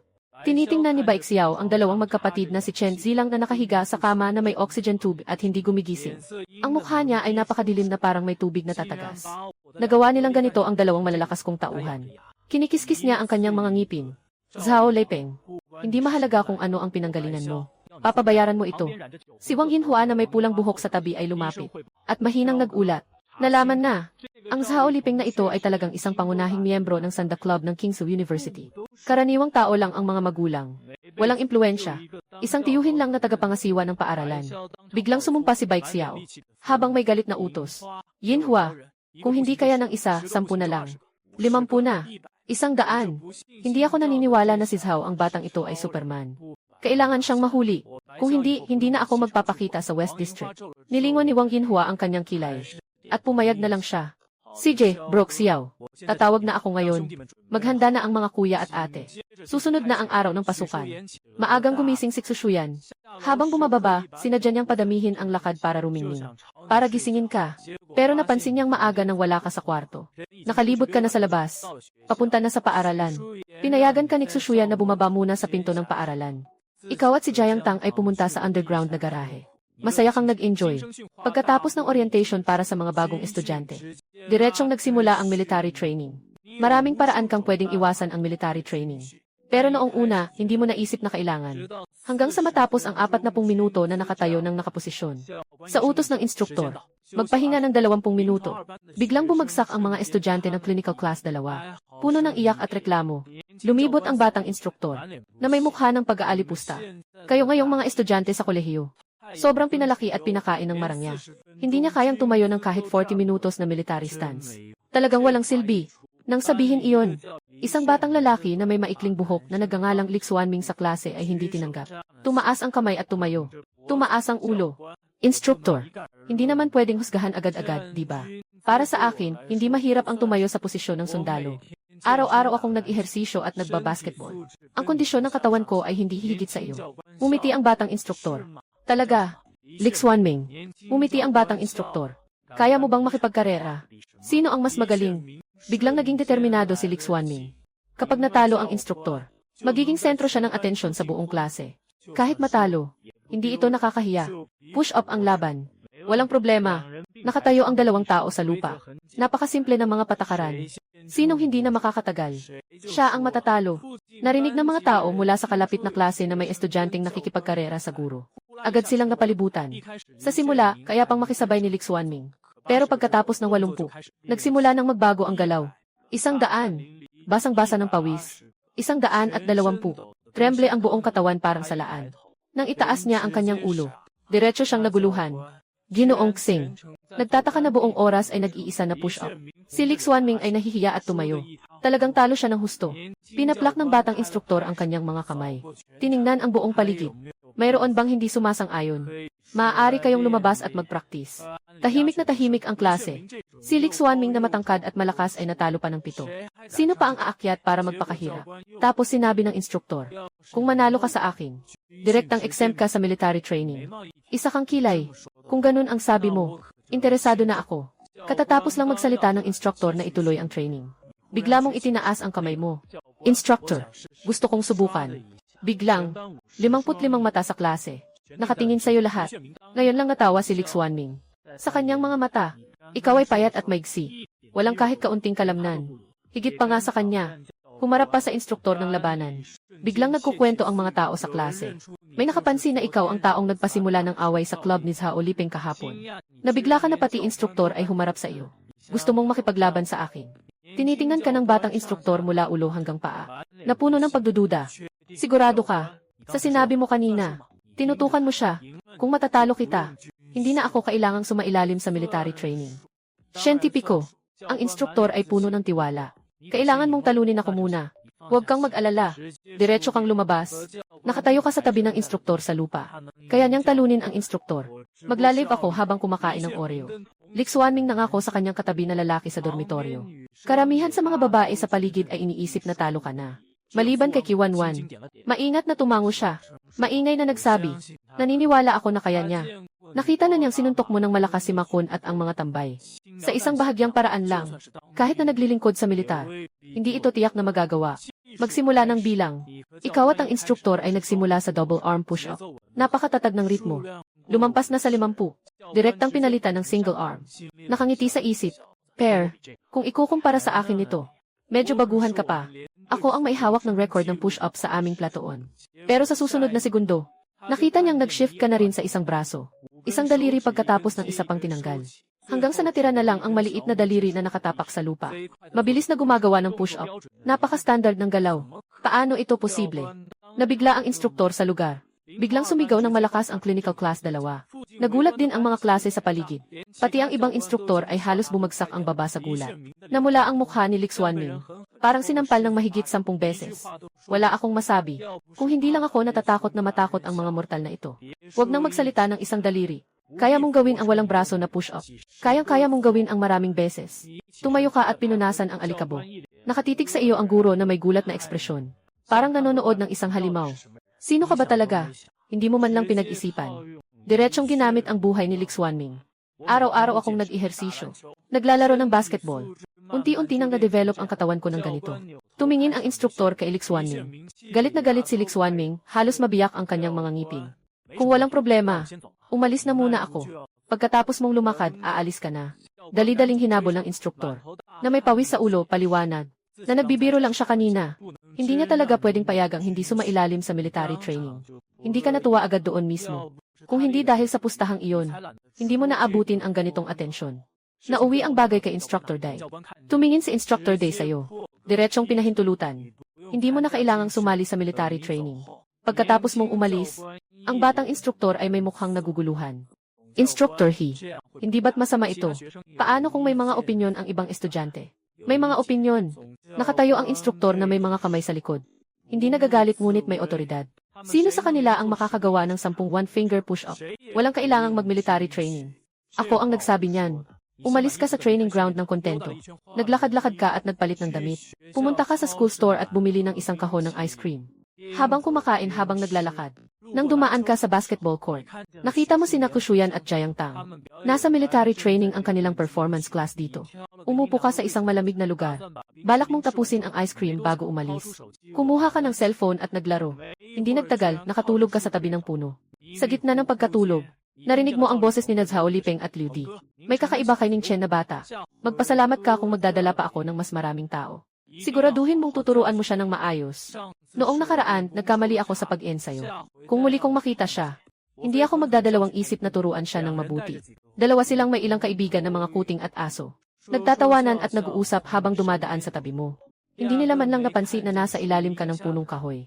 Pero nang lumabas sila sa eskwela, hindi pa sila nakakalayo ng 2 kalye. Biglang lumabas sa alley ang mga bandido na armado, mga 50. Sandaling neutralize nila ang kanilang paligid.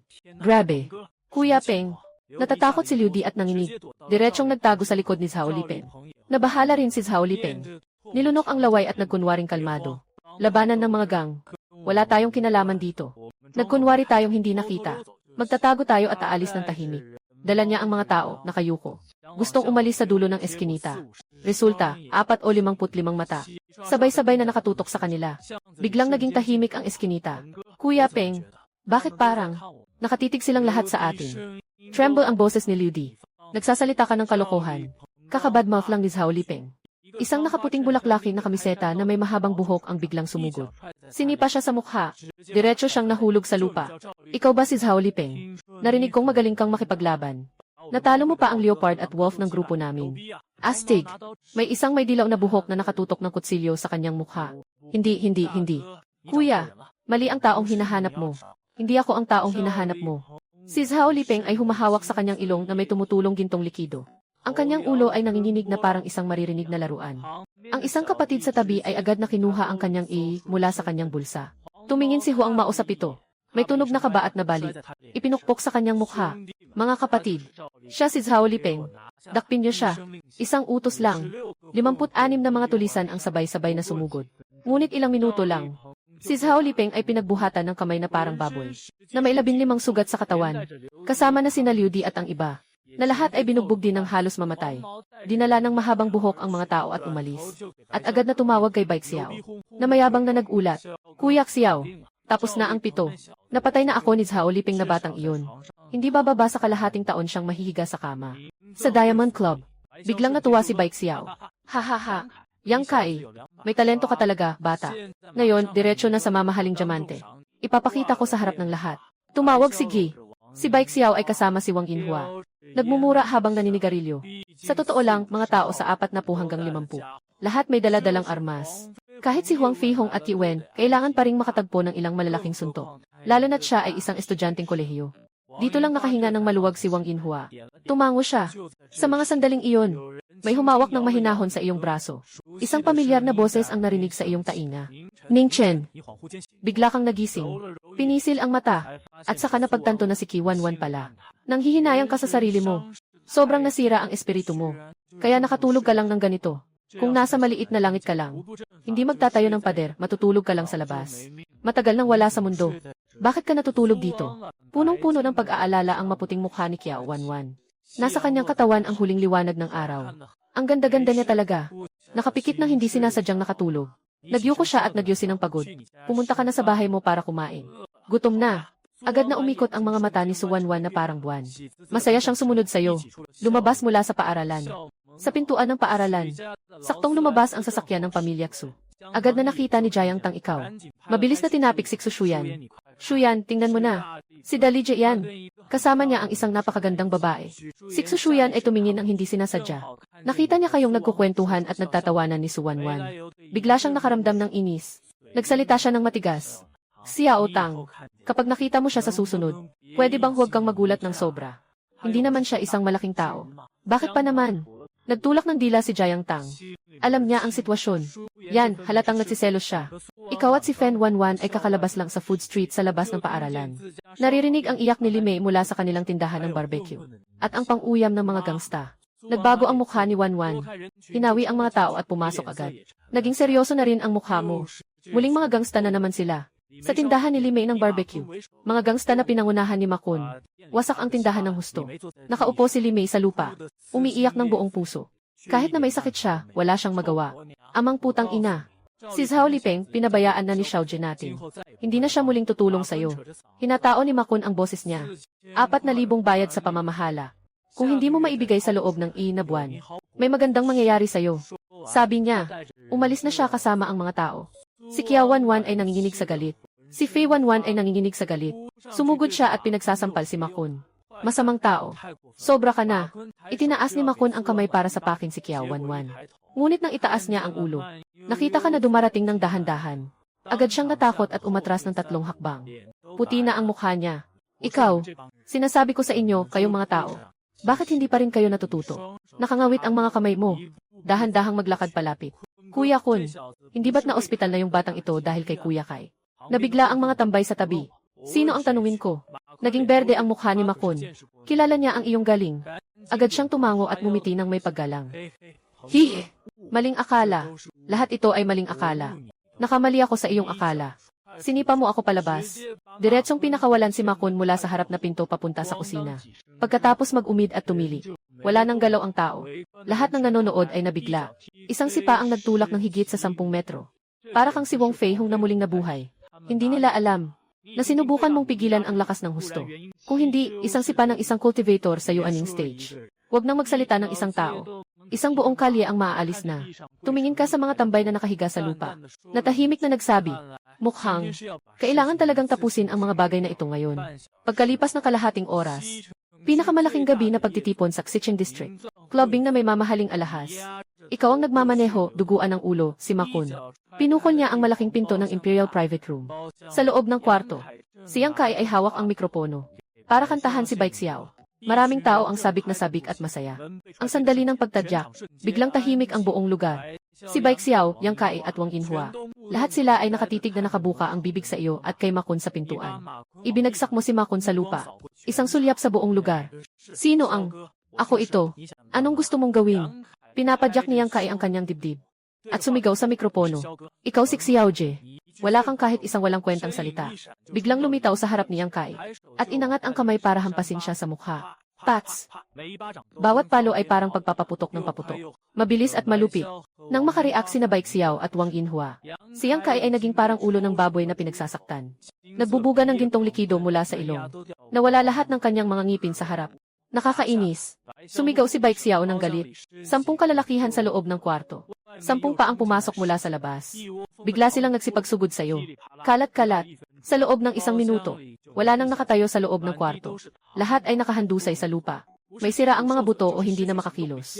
O kaya ay direktang mawalan ng malay. Nabasag ang coffee table ng husto.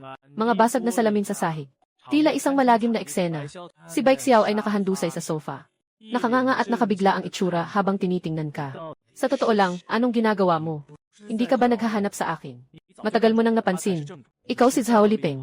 Halos tumuli ang mga mata ni Baik Xiao. Hindi mo ginagamit ang pangalang ito. Nalinlang mo si Yang Kai. Sino ka ba talaga? May utak ka pala. Kakabigkas mo lang ng salita. Nawala ang tao sa lugar. Pagkatapos muling lumitaw. Naupo na siya sa tabi ni Baik Xiao. Madilim ang ilaw sa private room. Parang anino ang bilis ng iyong katawan. Hindi malinaw sa mata. Si Wang Yinhua na nakatago sa sulok. Biglang lumaki ang mga pupil niya. Natatakot na sigaw si Baik Xiao. Humarap siya at gusto nang tumakbo. Ikaw ang nagdikit ng isang kamay mo sa sofa. Sino ba ako? Hindi ka karapat-dapat malaman. Malamig ang tono mo. Ang kailangan mo lang malaman. Madali akong nakakain sa gidigik ni Lime. Kung magpadala ka pa ng maliit na gago para guluhin ako habang kumakain, sasabugin ko ang ulo mo, gago. Naririnig mo ba? Nakatitig lang siya sa lugar, walang reaksyon.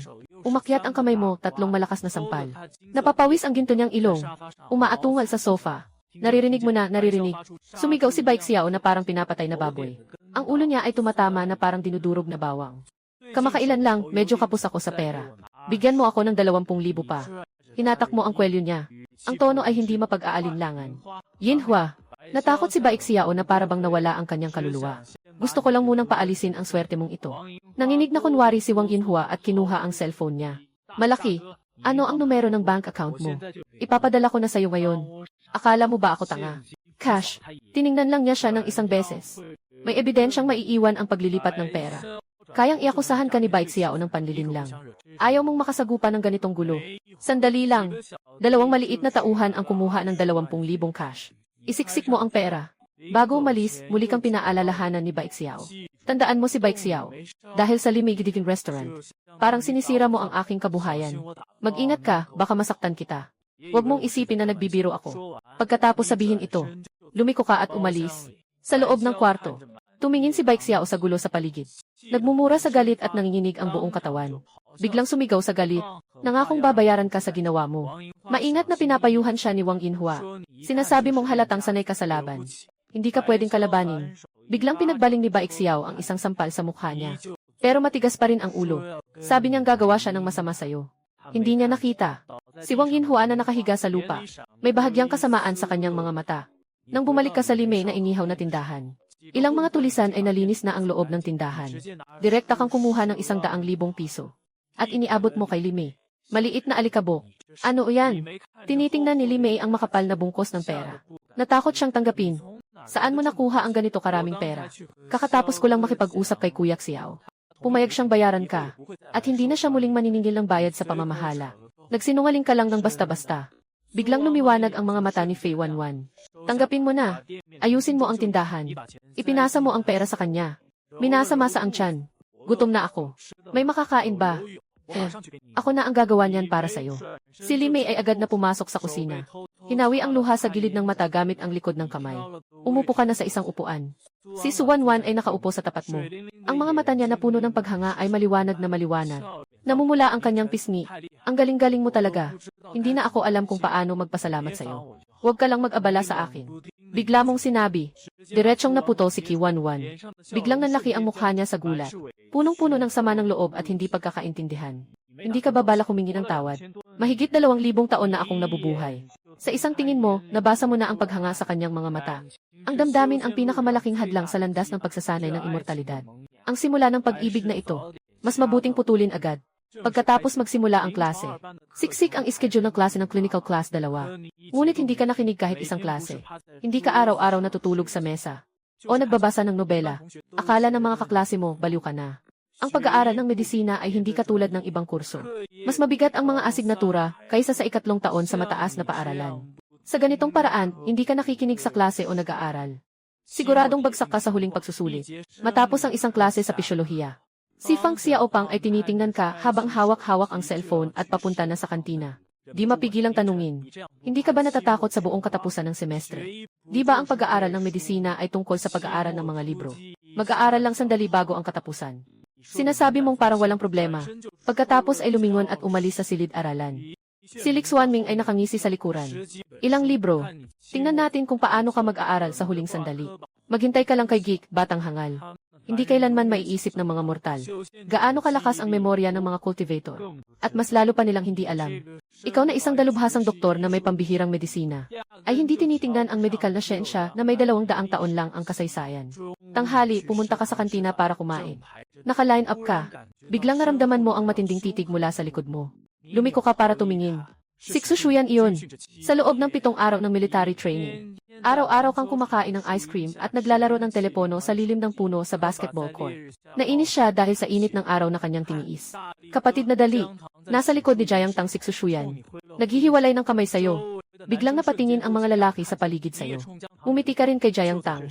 Sa sandaling iyon, biglang may sigaw mula sa mga babae sa kantina. Tumingin ka sa direksyon ng ingay. Isang matangkad at gwapong lalaki. Ang naglakad papunta sa grupo. Agad na nag-ingay ang mga babae sa paligid. Ngayon mo lang malalaman na siya si Xing Sufei mula sa 3 taon. Dati siyang miyembro ng universidad na track team. Mayaman ang kanyang pamilya. Kasama ni Xing Sufei ang ilang mga kaibigan. Diretso siyang nakatayo sa likod ni Xushuyan at Jiang Tang. Umiti at bumati kay Xushuyan. Ikaw si Xushuyan, di ba? Sikat ka, Si Xushuyan ay talagang hindi interesado sa mga atlet na ganito. Ngunit nang siya ay tumingin, at nakita kang tumingin sa kanya, bigla siyang nag-isip. Nagbigay kay Xing Sufei ng isang nagniningning na ngiti. Senior, ako si Xushuyan. Kamusta? Junior, anong gusto mong kainin? Ako ang taya. Agad na nagulat si Xing Sufei. Nagtataka ang mga ginger candy sa tabi. Sumunod siya sa tingin ni Xushuyan at tinignan ka. Agad niyang naintindihan. Ibig sabihin, gusto kanyang pasakitan. Akala ni Xushuyan na makikita mo siyang masaya na nakikipag-usap sa ibang lalaki. Tiyak na magsiselos ka. Ngunit pagkatapos mong kumain, lumiko na lang siya. Hindi na siya muling tumingin sa kanya. Talagang ikinagalit iyon ni Xushuyan. Sa isip niya, ikaw ay isang mapagpanggap na gago. Lumiko siya at nagbalik kay Xing Sufei ng malamig na mukha. Hindi na kailangan, senior. May sarili akong kamay. Nakatayo si Xing Sufei sa kanyang lugar, hindi makagalaw. Nabaliw na ang lahat. Nahanap mo ang isang pwesto para kumain. Di nagtagal ay napansin mo na. Si Xushuyan na nasa labas ng 3 mesa. Palagi siyang nakatingin sa'yo. Kinuha mo ang telepono mo. Nagpadala ka sa kanya ng isang message. Bakit palagi mo akong tinitingnan? Nakita ni Xushuyan ang mensahe. Biglang namula ang mukha niya. Nagmamadaling sumagot. Sino ba ang tinitingnan mo? Mapagmalaki ka talaga. Matapos magpadala ng mensahe. Galit na galit siyang direktang ni blacklist ka. Naghihintay lang siyang makita kang galit at nadidismaya. Pero hindi mo napansin. Tahimik na kumakain ng pagkain. Sa pagkakataong iyon, pumasok ang isang grupo na galit na galit. Isang matipuno na binata na may maikling gupit. Dala ang isang lalaking nakasuot ng salamin. Tama lang na huminto malapit kay Xuxuyan. Nagsasalita ng malakas. Hanapin mo si Ning Chen. Kailangan ko siyang kausapin. CJ. Jane Fuji. Natakot ang lalaking may salamin at nanginginig. Hindi ito kapani-paniwala. Lumabas ako at nakipagkumpetensya ng ilang araw. Tapos ganito kalaking bagay ang nangyari sa samahan. Matipunong binata na nakapwesto ang mga kamay sa baywang. May kasamang grupo ng matatapang na kabataan sa likod niya. Naglalabas ng matinding galit. Biglang kumaba ang dibdib ni Xuxuyan. Dati ay gusto pa niyang pagtawanan ka. Ngunit nang makita ang mga taong ito na parang mga demonyo, agad niyang naintindihan na lumalala na ang sitwasyon. Matapos niyang ibalik si Ning Chen mula sa blacklist, agad siyang nagpadala ng mensahe. Nadawit ka ba sa mga taong hindi dapat pakialaman? Hinahanap ka na nila ng gulo. Dali, lumabas ka sa likurang pintuan. 2 segundo pa lang mula nang ipadala ang mensahe. Biglang tumaas ang boses ng lalaking nakasalamin mula sa ikalawang clinical shift sa tabi. Itinuro kanya at sumigaw sa malakas na binata sa tabi niya. Kuya Jingfu. Siya si Ning Chen. Naiintindihan ko. Isang lalaking nagngangalang Jiang Jingfu ang dumarating diretso sa iyo, kasama ang isang grupo. Biglang nagkawatak-watak ang mga estudyante sa paligid. Walang nangahas humarang. Mababa ang usapan ng mga tao sa paligid. Sinasabing siya ang presidente ng Sanda Club. Nanalo na ng ilang city-level na tropeo. Lumapit si Jiang Jinfu sa iyong mesa. Isang malakas na palo ang ibinato niya sa mesa. Natutulo ang sabaw mula sa stainless steel na plato sa buong mesa. Ikaw ba si Ning Chen? Sundan mo ako. May tanong ako sa'yo. Pinakainis kapag may nangistorbo habang kumakain. Walang kahit kaunting pagbabago sa tono. Kung may problema, sabihin mo dito. CJ, lumapit si Gang Jingfu. Ang kapatid ko na si Zhao Lipeng. Ilang araw lang ang nakalipas, binugbog siya at naospital. Mahigit 20 bahagi ng kanyang mga kalamnan at buto ang nasira. Alam mo ba kung sino ang gumawa niyan? Paano kung malalaman? Medyo nagtataka ka. Nilapag ni Jiang Jinfu ang plato mo agad-agad. Nabagsak ang pagkain sa sahig. Itinuro ka sa ilong. Galit na galit siya. Nalaman ko na lahat. Nakipag-away ka sa mga gulo sa labas ng paaralan. Sinasadya mong i-report ang pangalan ni Lipeng. Ikaw ba ang gumawa nito? Pero siya ang unang nagbigay sa akin ng problema. Nanatili ang tono mo na walang emosyon. Sa ganitong paraan, inaamin mo na. Si Jiang Jinfang ay nakayakap ang mga braso at nakangisi. Tumingin ka. Biglang naging tahimik ang paligid. Higit sa 100 estudyante ay nagulat. Nagsasalita ng pribado ang mga taga-team ng track. Sabi nila, may malaking problema ka na. Sa Kingda, maliban sa 2 miyembro ng Ancient Martial Arts Club, walang sinuman ang matapang na sumagupa kay Jiang Jinfu. Si Xuxuyan na nasa malapit ay sobrang sakit ng ulo. Agad na naglabas ng cellphone para maghanap ng kilalang guro. Si Jiang Tang ay nag-aalala sa tabi. Si Jiang Jinfu ay nag-isip na kumilos agad. Ngunit nahawakan siya ng kanyang kapatid. Sabi niya, maraming kikili sa cafeteria. Mas mabuti pang dalhin ito sa activity room ng Sanda. Pinigilan niya ang kanyang galit. Nakahawak ang kanyang mga kamay sa mesa at masamang tumitig sa iyo. May lakas ka bang sumama sa amin sa activity room ng Sanda? Mag-usap tayo ng maayos. Magpapakita ng daan. Tumayo ka na at umalis. Si Jiang Jinfu at ang grupo niya ay nagulat. Hindi nila inasahan na ang bagong estudyante ay ganito kasigasig. At pagkatapos ay bahagyang humingal at nauna na naglalakad. Matagal na niyang pinagplanuhan ito sa isip. Hindi pwedeng gawin sa kantina. Nasa sariling teritoryo na. Gagawin mo ang gusto mo sa akin. Dinala ka sa aktibidad ng mga estudyante sa silid ng sparring club. Kakatok lang ng pinto sa likod mo. Narinig ang tunog ng pagkakasara. Yung miyembrong nagdala sa'yo ay biglang sumipa sa iyong puwit. Nagmumukhang mabangis. Nahawakan mo ang kanyang bukong-buko. Hindi na siya nag-antay ng reaksyon niya. Diretsong kinuha siya ng buo. Parang isang stick, itinulak palabas. Mga ilang malalakas na tunog ng pagbagsak. Kasama si Jiang Jinfu, 6 na miyembro.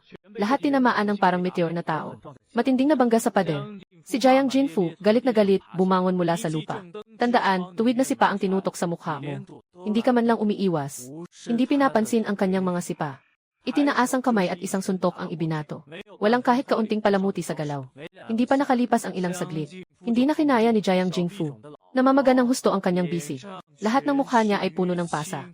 Yung iba pang kasamahan, isang suntok lang, tulog na. Maaaring nasira ang mga buto at kasukasuan. O nakayuko, nakahawak sa tiyan, nagsusuka ng walang kontrol. Kung hindi pa magpapalo, si Jiang Jinfu, sobrang sakit, halos maputol ang lalamunan. Pakiramdam niya, mababasag ang maliit niyang braso. Sabi niya, hindi na lang magpapalo kung ayaw niya. Isang palakpak mo siyang pinagsabog hanggang sa malito siya. Kanina sa kantina, hindi ka ba matapang noon? Bago pa man matapos ang salita mo. Isang sipa ang inilabas mo. Si Jiang Jinfu ay parang sira ng sako na lumipad palabas. Diretsong nabasag ang pinto ng activity room na nakalock. Nabasag pa ang pinto. Nakatumba siya sa pasilyo. Sakit na sakit, niyayakap ang sarili. Nawawala na ang paningin. At sa pagkakataong iyon, sa pasilyo sa ikalawang palapag, may isang grupo ng tao na nakapalibot sa isang kabataang nakasuot ng puting uniforme. Siya si Duan Shuiliu, ang senior ng seksyon ng Wushu na kamakailan lang nanalo sa provincial na paligsahan at malapit nang maipasa sa Dragon and Tiger Martial Arts School. Ang malakas na ingay sa ibaba ay agad na nakakuha ng pansin ng lahat. Tinitigan nila si Jiang Jingfu na lumalabas. At tinitigan ka habang dahan-dahang lumalabas mula sa activity room. Lahat ay nagulat. Sinalubong mo ang mga tao na ito ng isang sulyap. Tumigil ang tingin mo kay Duan Shuiliu. Itong batang ito ay nakarating na sa threshold ng pagpapalakas ng katawan. Sa mundong puno ng espiritu na ito, itinuturing na bihira rin. Mabilis kang tumingin tapos handa nang umalis. Hinto, isang pandak na lalaki ang sumugod para pigilan ka. Itinuro kanya at mariing tinanong, saang paaralan ka galing? Nangahas kang pumunta sa Kingda para maghamon. Hindi ka maliit ang tapang. Ako mismo ay taga-Kingda. Masyado kang walang emosyon. Ikaw ay mula sa Kingda. Biglang nagalit ang maikli na lalaki. Ako ay mula sa Kingdom Martial Arts Club. Hindi ko kailanman narinig ang tungkol sa iyo. Magsalita ka ng maayos. Nagmumukha kang nag-aalala. Bagong estudyante ng clinical class 2. Ning Chen. Pag sinabi niya iyon, nanginig ang buong lugar. Isang bagong estudyante ng medisina. Natinalo ang presidente ng Sanda Club na kampiyon sa lungsod. Kasama ang buong Sanda Club ay natalo rin. Kahit sina Duan Shuiliu at ang katabi niyang si Wen Qinglan ay nagkatinginan. Punong-puno ng pagkabigla ang mga mata. Sa oras na iyon, isang pilay at sugatang miyembro ng Sanda Club ang gumapang palabas ng activity room. Nang makita si Duan Shuiliu, agad siyang napaluha. Dumulas at bumaba ng padapa, pumunta agad sa kanya. Big Boss, bumalik ka na. Hindi mo pwedeng hindi pakialaman ang bagay na ito. Nang marinig ni Duan Shuiliu ang buong pangyayari, biglang kumunot ang kanyang noo. Lahat ng mga club sa Kingda na may kinalaman sa martial arts ay pinamumunuan ng Ancient Martial Arts Club. Siya ang kinikilalang pinakamatandang senior sa buong paaralan. Hindi niya pwedeng baliwalain ang bagay na ito. Lumapit siya at tiningnan ka ng may paghanga. Magaling ang galaw mo. Saan ka nag-aral ng martial arts? May pagkainip ang tono mo. Jia Oda. Alin sa mga Jia Oda? Yung sa Kingsao o yung sa Yanhai? Transfer student ka ba? Hindi pa nakaka-react si Duan Shuiliu. Ano ba? Itinuturo ni lolo ko. Sinasabi mo lang walang kwenta. Napatigil sina Duan Shuiliu at Wen Qinglan. Duan Shuiliu na pailing ng bahagya. Diretsong usapan. Sumali ka sa guhubong wushu. Huago Shanggu. Ang mga mandirigma ang pinakakakaunting talento. Gaya mo na magaling. Paalam. Magpapaalam ka lang. At aatras ka na. Galit na galit si Wen Qinglan, tatakbo ng mabilis at humarang sa harap mo. Kami sa King University Ancient Martial Arts Society. Hindi lang basta-basta makakapasok kung gusto mong pumasok. Alam mo ba kung gaano kataas ang karaniwang sahod ng mga mandirigma? Kapag naging doktor ka, pagod na pagod ka pero maliit lang ang kita. Hindi pa ito aabot sa kinikita ng isang mandirigma sa loob ng isang buwan. Napalingon ka pa. Para kang pumapasok lang sa universidad para magpalipas ng oras. Doktor ka man. O mandirigma. Wala kang gustong maging kahit isa. Pasensya na. Walang interes. Hinawakan mo siya para alisin. Biglang dumaan ang malakas na hangin sa likod. Nagmamadaling naging excited ang mga tao sa Guhab Society. Lumabas na ang master. Natatakot si Wen Qinglan. Hindi na niya naabutan ang pagtigil. Ang daloy ng tubig ay naging isang antas ng pagsasanay. Ang bilis ay labis na nakakabigla. Ngunit ikaw ay nakatagilid lamang. At madali mong naiiwasan ang kanyang sipa. Tumingin ka sa kanya. Ang tono ay naging malamig. Gusto mo bang masaktan? Magandang reaksyon. Ngumiti si Duan Shuiliu nang may paghanga sa mukha niya. Hindi niya alam na sa mata mo, nakakaasar ang ekspresyong iyon. Yung bilis ko, kakaunti lang sa mga katulad ko ang makakatakas. Kung gagamit ka pa ng isang daliri, ipapadala rin kita sa klinika. Maniniwala ka ba? Tumuturo ka sa kanya. Walang halong biro ang tono niya. Lahat ng miyembro ng lumang martial arts club sa paligid ay natawa. Sabay-sabay silang nag-ingay. Sabi nila, sobra kang mayabang. Nagpraktis ka lang ng kaunting pangkaraniwang kasanayan, tapos hindi mo na pinapansin ang senior master. Si Wen Qinglan ay mukhang inis din. Iniisip niyang magaling ka naman sa galaw. Pero sobrang baba ng emosyonal mong talino. Napaka-ambisyoso. Ning Chen, nakababatang kapatid. Hindi napigilan ni Duan Shuiliu ang pagtawa. Ikaw lang ang nagdala sa Sanda Club. Bilang nakatatandang kapatid ng Martial Arts Club ng Kingda. Hindi kita basta-basta papayagang umalis. Ano ang balak mo? Wala kang gana makipag-usap sa kanya. Maglaban tayo. Ngumiti si Duan Shuiliu. Gusto niyang ipakita sa batang ito kung gaano kalaki ang agwat sa pagitan ng amateur na mahilig sa martial arts at ng lisensyadong profesional na mandirigma. Agad mong itinataas ang iyong kamao. Hindi. Hindi dito. Tinitingnan ka ni Duan Shuiliu na walang ayos ang iyong panimulang galaw. May bahagyang pangmutya sa puso. Iniisip lang kitang walang alam. Sobrang sikip dito. Pumunta tayo sa martial arts, Juhai. Doon mo maipapakita ang galing mo. Nakakainis pa ang away dito. Mukha kang hindi natuwa. Sumunod ka na lang sa kanila papuntang martial arts, GVT, sa ikalimang palapag. Agad-agad. Sumunod ka kay Duan Shulyu papunta sa eskwelahan ng martial arts. Nakakita ang mga kasali sa training sa dojo kay Duan Shulyu. Lahat ay lumapit para batiin siya. Bawat isa ay isang big boss. Binati siya sa top 3 sa provincial competition ng TI. Para makapasok sa Dragon and Tiger Martial Arts School. Hindi mo na kailangang alalahanin ang mga ito. Diretsong tumingin kay Duan Shulyu. Lalaro ka pa ba? Lahat ng mga kasapi sa paligid ay naguluhan. Nagtatanong kung saan nanggaling ang bagitong ito. Naangahas na makipagsalita ng ganito sa senior master. Nang marinig na makikipagpaligsahan si Duan Shulyu sa bagong salta. Biglang nagulo ang buong lugar. May mga nang asar. Sabi mo, ang katawan mo. Isang sipa lang, matutumba ka na. Tanging si Wen Qinglan lang ang nakakunot ang noo at nagpapaalala sa lahat. Huwag niyong maliitin siya. Siya lang ang nagwagi laban sa buong Sanda Association. Isang tunay na martial artist. Walang nakinig sa sinabi niya. Naghihintay silang makita kung paano ka parurusahan ni Duan Shulyu. Walang nakapansin. Sa ikalawang palapag ng mga manunood, isang matandang may tungkod ang nakaupo. Tahimik na pinapanood kayong dalawa sa ring. Sa ibabaw ng ring, ipinakita ni Duan Shulyu ang kanyang posisyon. Sabi niya 3 suntok mo. O ikaw muna ang umpisahan. Kung hindi, matatalo ka mamaya. Malamang hindi ka tatanggapin. Biglang napuno ng tawa ang ilalim. Matagal na akong hindi nakakita ng ganito kaangas na tao. Duan Shulyu humingal ng malakas. Biglang sumabog ang galit niya. Walang pakundangan ang mga kamao at paa. Mag-ingat ka. Pagkasabi niya nito, bigla siyang tumayo. Ang mga buto at kalamnan ay parang sumabog na mga butil ng beans. Ang buong katawan ay parang palasong nakalipad. Parang isang leopardo na handang-handa na. Diretso sa iyo. Ang bilis na ito, hindi kayang ma-react ng karaniwang tao.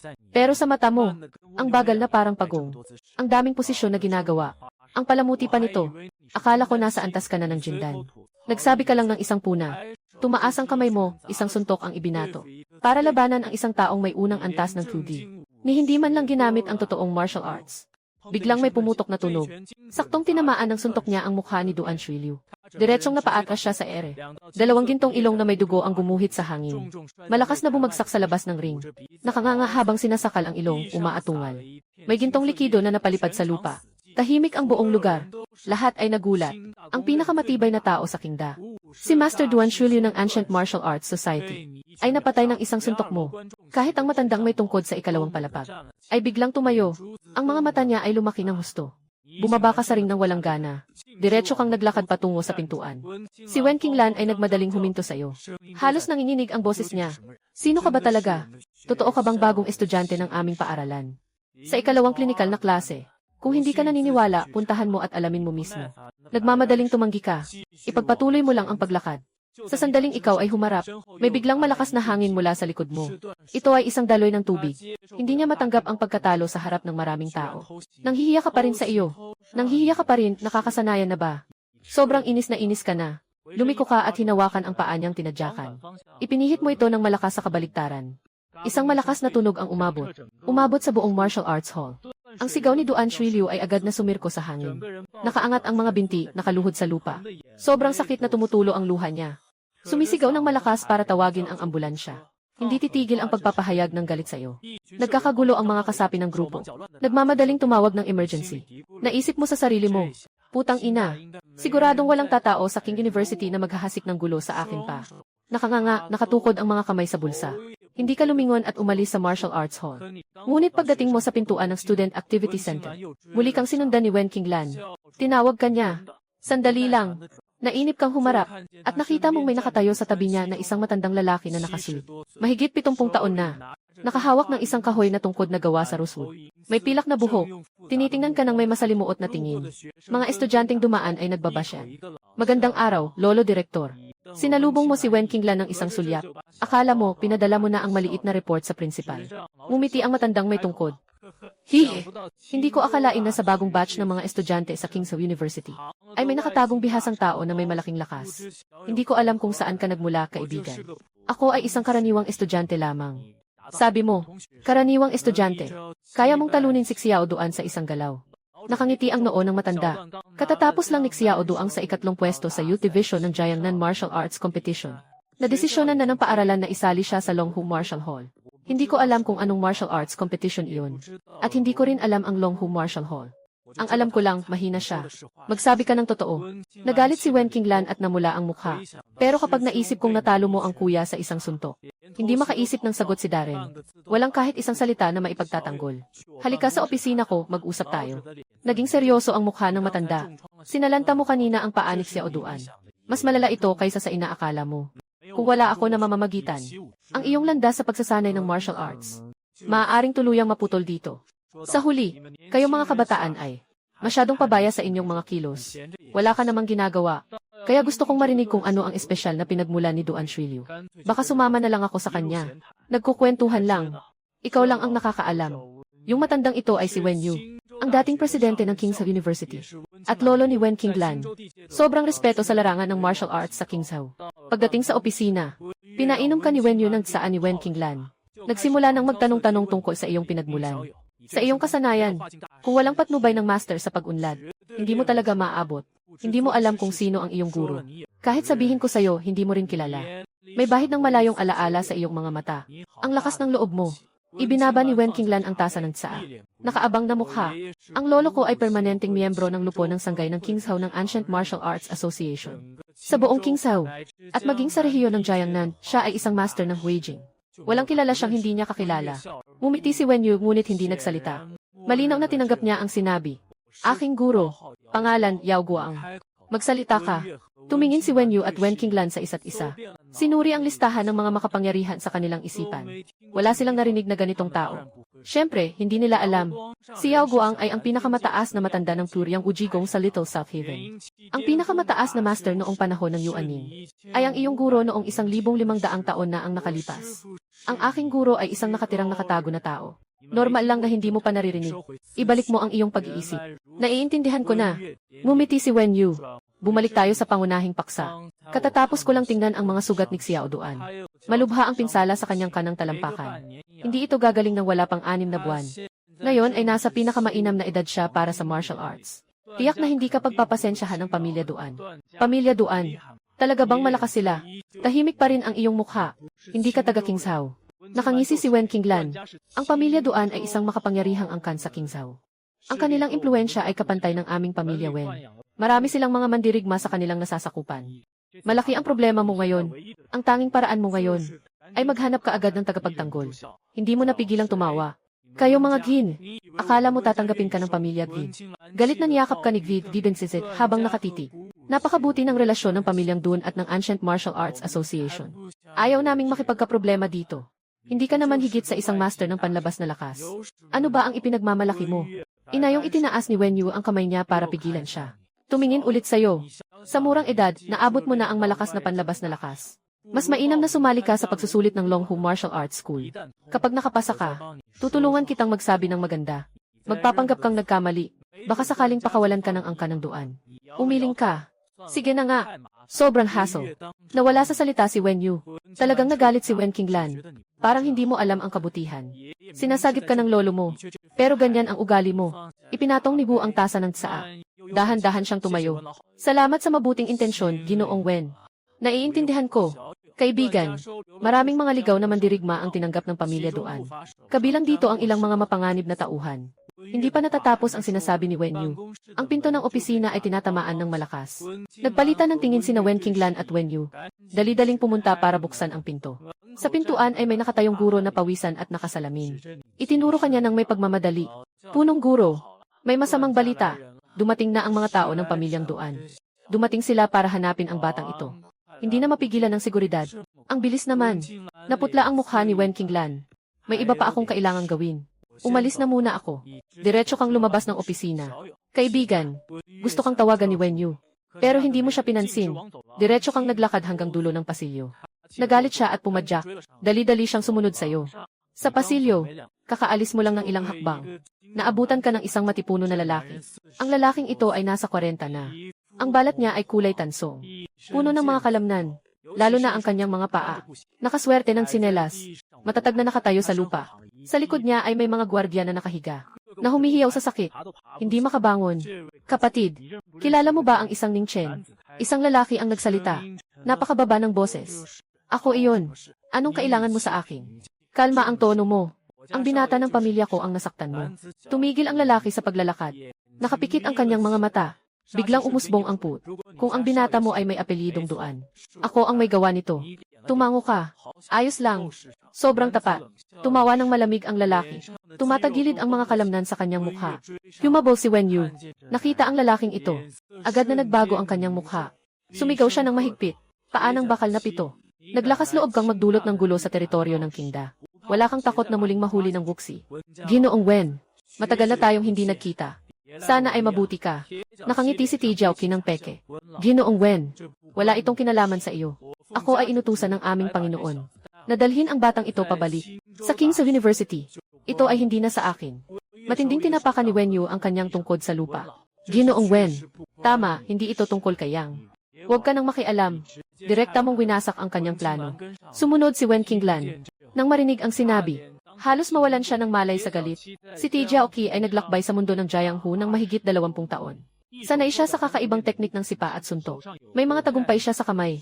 Isang totoong malupit na karakter. Hindi mo man lang inisip na itinulak mo si Gliad, yun na nagprotekta sa'yo.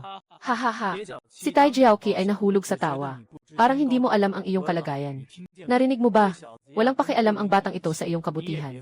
Huwag ka nang mag-aksaya ng salita. Nakaabala ka sa kanya. May mukha ng pagkainip. Kung sasaktan mo, bilisan mo na. Dito ka lang nagbabalasubas, hindi ba? Hindi pa natatapos ang sinasabi.